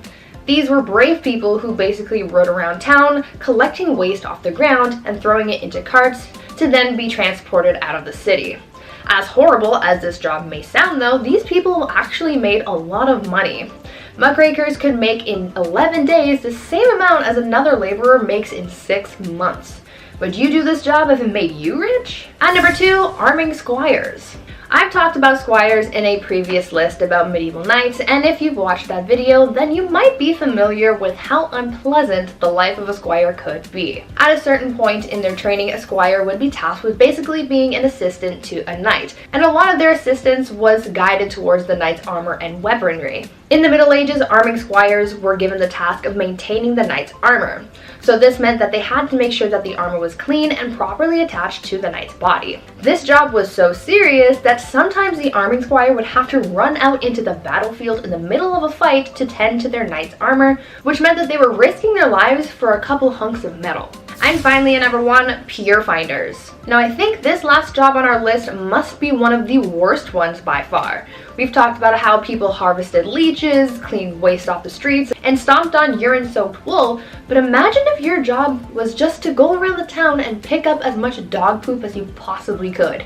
This was basically what people called pier finders would do. Dog poop was essentially used as a drying agent by tanneries to make leather for bookbinding.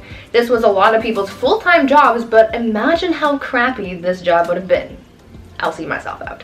At number 10, water carrier. These days, we have it so easy. We have the internet at our disposal to learn about pretty much anything, we have cars to get us from point A to point B, and all of our resources are close by. We get food from the grocery store and water from the taps in our houses. But back in the Middle Ages, things were a lot tougher for people, and they had to go through a lot just to get basic life necessities, like water for example. Getting water to people wasn't as easy as you might have thought, and so that's why getting water became a whole profession. In a medieval city, you lucked out depending on the area that you lived in. If you lived close to a river or stream, then you could get all the water you wanted and pretty easily too. But if you weren't so lucky to live near this resource, then you might have had to hire a water carrier to fetch it for you. People sought out strong young men to become water carriers for them, and as the name implies, they would get paid to go to the nearest source of water and bring it back for their employer. This profession became pretty popular in the late medieval period in London, and by this time so many people were working as water carriers that they created their own fraternity. At number 9, town crier. I'm sure you've heard of the town crier at some point in your life, right? They're often incorporated into pop culture pieces that take place in the medieval times. When you think of the town crier, you might also think of the famous hear ye that is associated with the speeches of the town criers. Back in the Middle Ages, the role of the town crier was a very important one, as it was a crucial way for the local authorities to communicate with the residents of their community. The town crier would often make announcements of new laws, royal proclamations, the start of events, and even the punishments of criminals. They were basically the news anchors of the past. Also, as I mentioned, we normally associate the town crier with the phrase hear ye, but the phrase first started off as oye, oye, oye, which later evolved into the phrase that we are more familiar with. Before we carry on talking about these strange jobs from back in the days of old, why not take a moment to leave a like on this video if you're enjoying it so far, and while you're at it, consider subscribing to the channel to see more videos like this one. At number 8, scribe. These days, most people know how to read and write. It's part of our basic education and is one of the first things that we are taught as kids in school. As we progress in society, basic literacy is taught more and more throughout the world, as some people in parts of the world might not have access to this privilege, but back in medieval times, most of the population was illiterate, which made the roles of scribes so crucial. Not everyone had access to the right education, but for those who did and could read and write, they often became scribes. The role of the scribe was as straightforward as the name predicts. Essentially, their job was to write. Scribes were hired to write all kinds of documents ranging from letters to business contracts. One of their hardest jobs though was to copy manuscripts, which was a job that may have taken a scribe several months to complete. Many men and women in monasteries held jobs as scribes, but for common folk in villages, being able to become a scribe was seen as highly valuable as well. At number 7, reeve. These days we have elected officials in our communities who serve as a sort of voice of the people. Back in the Middle Ages, they sort of had someone similar to that, and they were called reeves. The reeve was something of a local administrator, and their job was to oversee the day-to-day running of a manor, as well as to solve disputes between the peasants. The reeve was a peasant too, but they were normally elected by their neighbors or chosen specifically by a lord, and served as a reeve for a 1-year period. This job eventually faded away as the feudal system began to decline, but fun fact, you can still find some reeves in parts of Canada. At number 6, peddler. This next job from the Middle Ages is one that we kind of still have these days, just a little more modern. We're talking about peddlers. You know how there are people who go door to door trying to sell you something, like back in the day when Avon used to do house calls? Well, this was essentially what peddlers did. Their job was to travel from village to village to sell various goods. This was how a lot of people in more remote areas were able to buy certain items. The peddler's job was pretty important for the local economy because it was able to bring business to larger areas than just one local town. It seemed like a good enough job, but socially speaking, peddlers were always looked at with suspicion. Oftentimes, local people would accuse peddlers of being criminals. Now, they easily could have been criminals, but it's really a case-by-case situation. You can't judge someone for just trying to get their coin. At number 5, gong farmer. Now, even though there were simple jobs like being a scribe and carrying water to people, there were also some messy and not so glamorous jobs as well. This next one I'm about to tell you about was definitely one of the worst jobs that you could have. See, there was a time before modern sewers and plumbing were a thing. This was a pretty icky time because rather than waste being disposed of in sewers, they were deposited into a privy or cesspit. Now, these things had to be cleaned out periodically, and guess what? There were people who were hired to do just that. The gong farmer was someone who was hired to maintain the cesspits, and so they would be given a large ladle and they would scoop out the waste and transport it away. Now, I can only imagine how horrible that job would have been and how horrendous the smell would have been too. It sounds like an absolute nightmare, so I'm glad it's not a thing anymore. At number 4, galley rower. Now, as bad as it might have been to be a gong farmer in the Middle Ages, there was apparently a job that was much worse that people would do anything to get out of, and that was the galley rower. This was considered to be one of the most grueling jobs from the Middle Ages, and I can see why. These people would be tasked with working on a galley and rowing a ship along with a team of up to 1,000 other people. Apparently, people hated this job so much that they would try and avoid being picked to be a galley rower at all costs. Many people would join the priesthood in order to become exempt from becoming a galley rower. Usually this job would go to the poorest peasants and even slaves, as it became more and more difficult to find people for the job. That was one occupation that everyone agreed was the worst. At number 3, cupbearer. Now, this is a job that I wish was still around. Not because it's a great job or anything, but I feel like it could have been cool to have my own personal cupbearer so I could feel like a queen, you know? The job of the cupbearer was pretty self-explanatory. Their whole occupation was to serve the monarch their drinks. Now, I know I said I would have wanted a cupbearer so I could feel like a bougie queen, but the cupbearer's job was a little more important than just serving drinks. See, there was always the fear that the reigning monarch could get poisoned because it was a very common act of treason back in the Middle Ages. The cupbearer was the only person tasked with serving drinks to the king or queen because they had to make sure that it wasn't poisoned, even if it meant tasting the drink themselves before serving it, just to make sure that all was well in the cup. A lot of trust had to be put into this cupbearer so they could be quite influential in the courts if all went well. They were risking their lives and safety doing a pretty basic task, but it was for the good of the realm. At number 2, alewife. Speaking of drinks though, let's talk about how the drinks got into the cups and who made them. In medieval England, women were mostly tasked with the practice of brewing ale, and they were aptly named alewives as a result. Alewives were very important not only for business, but also for the good of their families. Brewing was a quote, small scale, low investment, low profit, low skilled industry, but it brought success to a lot of married women as well as a substantial amount of independence, since this would have essentially been their business and their own source of income. These women would always be hard at work brewing because they sold their ale quite quickly. Ale didn't have a very long shelf life, and so they would make and sell their beverages quickly to keep up with demand and to compete effectively with others in the trade. Eventually though, the alewife was extinguished by the 15th century as brewing became more commercialized and people sought to take the independence of women away. And finally, at number 1, alchemist. As you can probably imagine, science wasn't all that advanced back in the Middle Ages. There wasn't really much understanding of how the world worked. Back in these days, there were people who tried to practice science in a way that they knew how before many advancements in the field came out, and these people were called alchemists. These alchemists believed that it was possible to change metals and chemicals. They tried to purify metals to change them into other things, and one of the most common experiments was trying to convert tin into gold or silver. For other alchemists though, their mission was to come up with new medicines to heal people and cure them of their ailments. Alchemists were quite popular until the 17th century, as the ideas behind alchemy were replaced by the science of chemistry. I guess you could say that alchemy walked so that chemistry could run. Number 10, farming. In a world with a lack of food, not because I ate it all, which is honestly a good reason, peasantry had to work on their farms not only to feed the rich, but also themselves. So if the men in your household are ill or sick, then that means it's Rivet Rosie time, or farming Fran time, whatever you want to call it.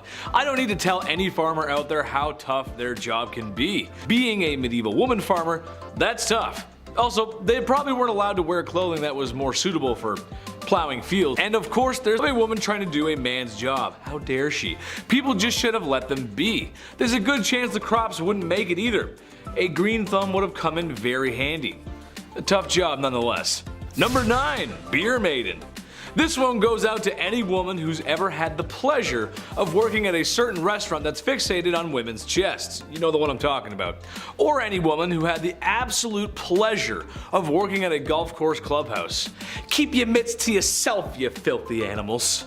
I can't imagine the bar maidens of ye olde times had better luck. There really aren't a lot of laws to protect them either. But basically, they helped serve ale in the taverns and inns, which brought in all kinds of unsavory types. Mind you, it's not as bad as it would be in Skyrim or, other fantasy RPGs, but it's still a sour bunch. Sometimes there were just barrels of ale and the maiden's job was to simply just keep filling the tankards and handing them out. I'm sure she was well respected and not even once ever had her personal space infringed upon, right? Of course not, no. Number 8, caring for children. Hey, someone had to do it.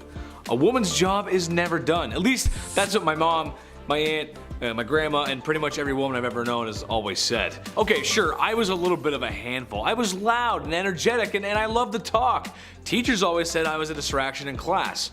Alright, maybe I was, and maybe I still am. Okay, I am. But at least the women caring for me had the modern amenities of the 21st century. A fridge full of fresh food, washing machines, cars, and a solid structure with 4 walls. So you can imagine if you had to deal with a kid like me back in ye olde times, just with none of the nice stuff that makes life today a lot of fun. Ye olde Chetty running amok. Oh mother, mother! Number 7, the streets. Unusual to most, but very common to women of ye olde times. When you're a woman who's got nothing, sometimes you gotta give something. That something just so happens to be what's hiding in your pants. It's a profession that's as old as time, and it will not be going anywhere anytime soon. Women work the streets. I don't think that's anything to be ashamed of. Number 6, Joan of Arc. It doesn't get more unusual than the savior of France. England and France were having a go at it, if you will, which if you know history was like round 12 of 100. Anyway, it wasn't going too well for France. It was going rather poor actually. The same kind of poor I got on my report cards under the paying attention section. Oops. Then there was Joan, really a nobody, when one day she heard the voice from a higher power that she was to drive the English out of France. Naturally, the people around her, especially the men, scoffed at the thought of a young woman being the hero they needed. But given that they had nothing to lose, suited her up and sent her out. Plot twist, she did very well, like crazy good. The Battle of Orleans proving her grit. The English were so confused and disgruntled by a young peasant girl defeating their armies, they thought it was only proof of one thing, that she wasn't a sign of God, but rather a sign of the devil.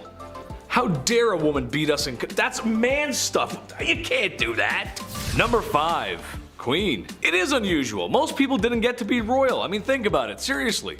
Although I'd certainly like to be, I can't just imagine it. King of the internet.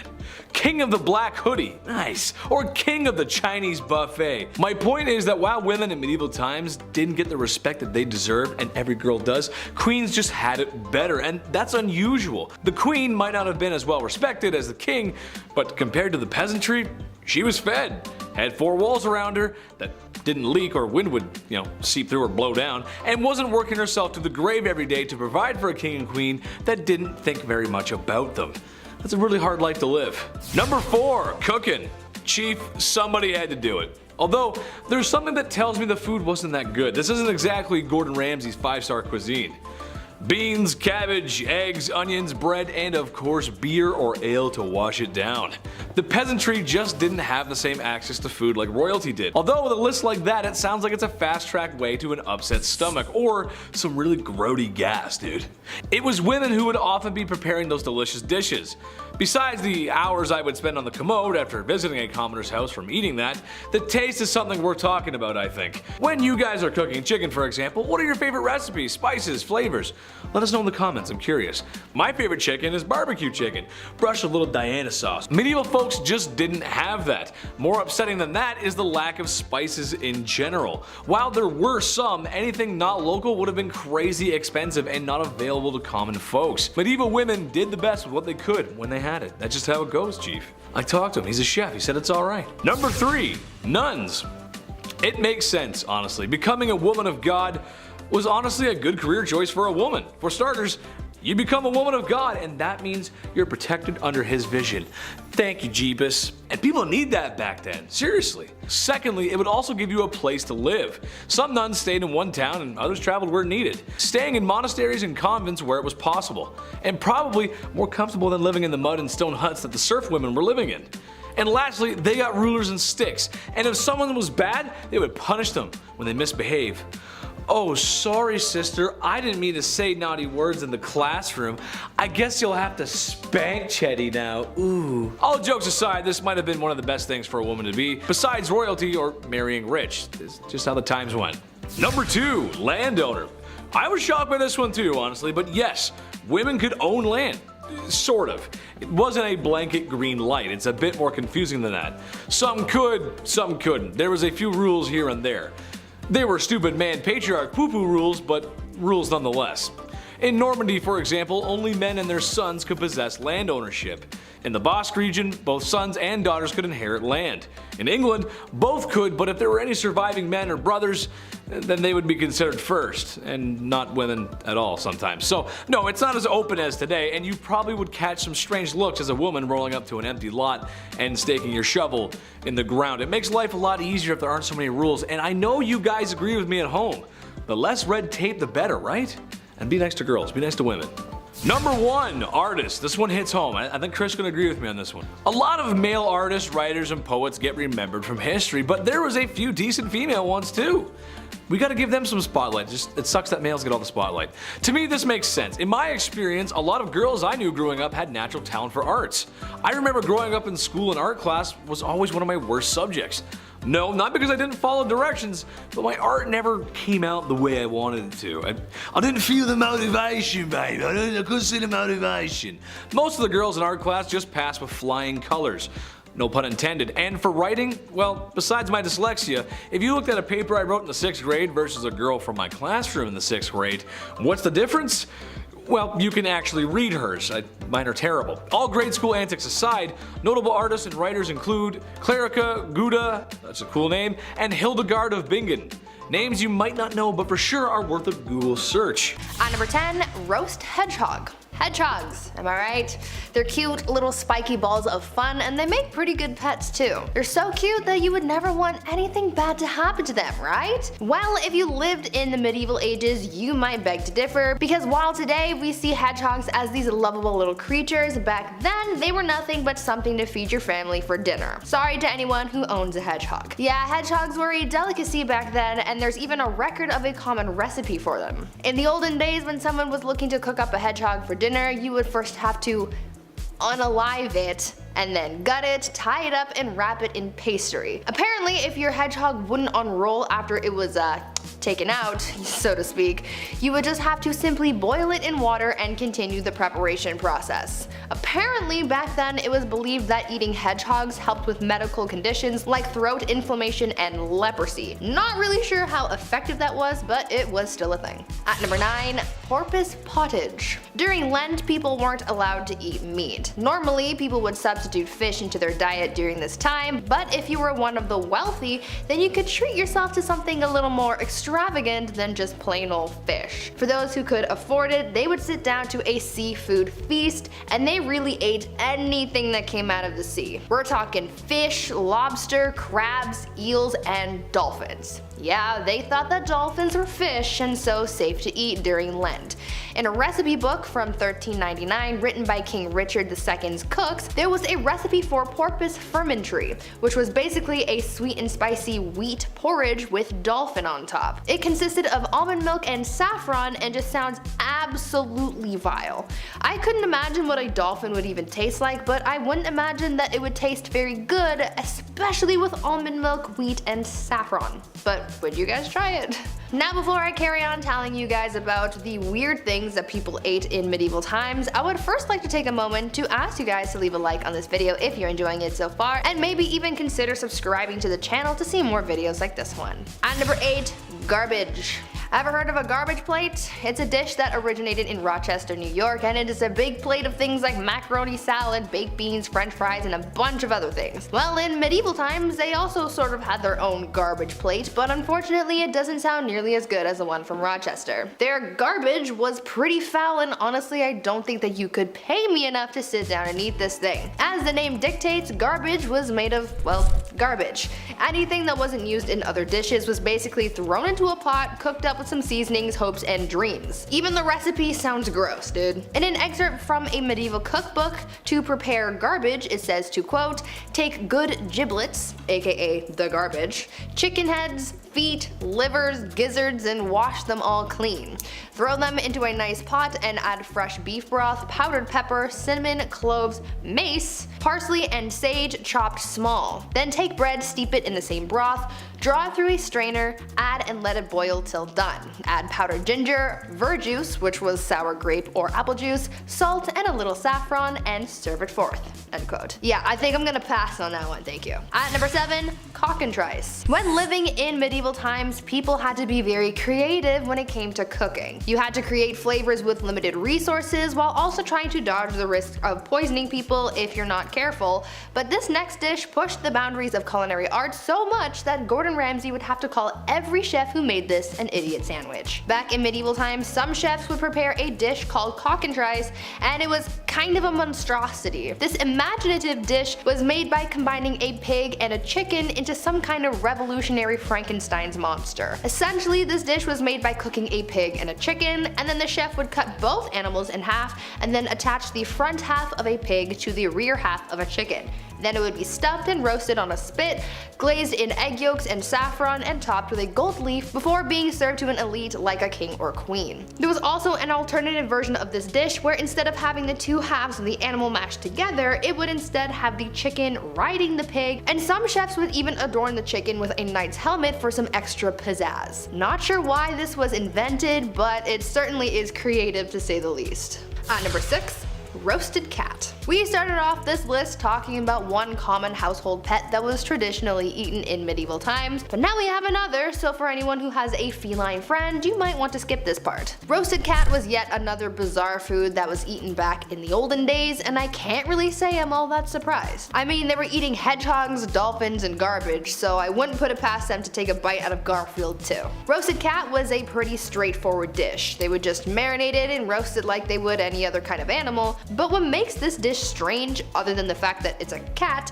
was the way that it was prepared, and the superstition behind it. Cats already have a lot of superstition behind them, so it makes sense that in medieval times they believed all sorts of things about felines, but when it came to cooking them, it was believed that cutting the head off before cooking it was a vital step because, quote, it is not for eating, for they say that eating the brains will cause him who eats them to lose his senses and judgment, end quote. So yeah, don't go eating cat brains, I guess. At number 5, beavers. Remember a little while ago when I mentioned the medieval practices of Lent and how they ate dolphins because they thought they were fish? Well, we have another animal that is most definitely not a fish, but medieval people believed that it was.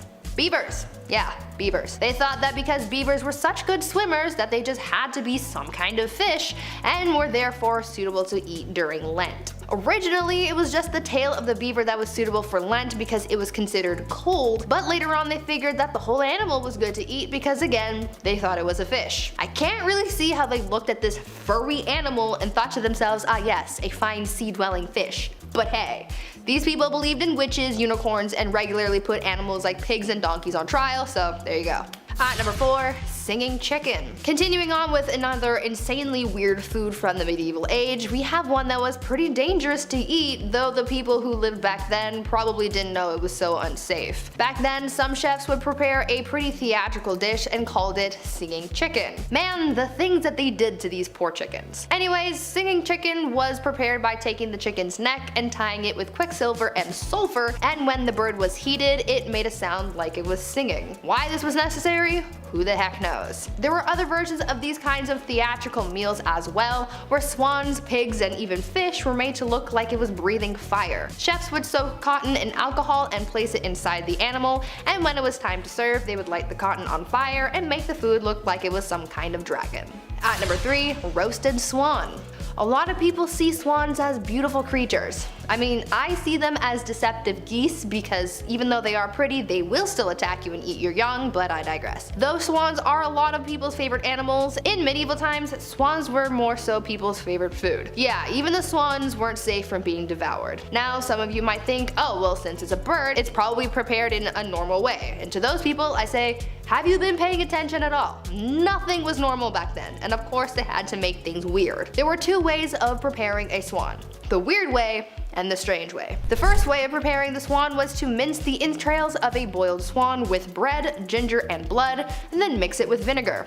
Yum. And the second way was to cut the bird open, remove its skin, roast it on a spit, and then reclothe it with its skin and feathers and present it to eager guests. Sounds absolutely horrible. At number 2, lamprey. Imagine this: a gross, slithery eel with gray scaly skin and a suction cup-like face full of tiny sharp teeth.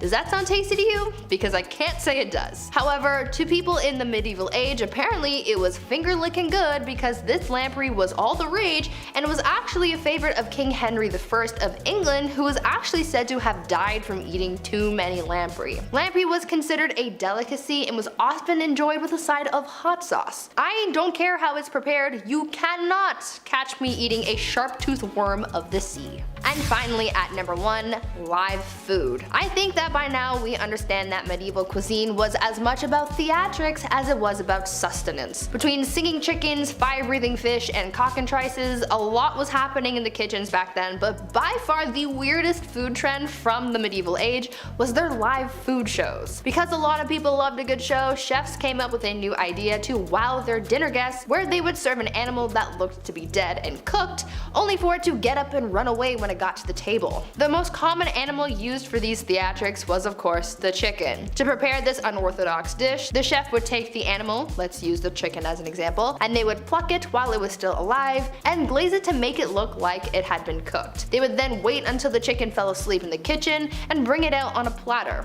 However, just as the chicken was about to be carved up and served, it would wake up and run down the table, creating a chaotic dinner. Another common live food that would be served was frog pie. Chefs would put frogs in a pie, and then when the top of the pie was cut open, the frogs would jump out and startle the dinner guests. Now how's that for dinner and a show?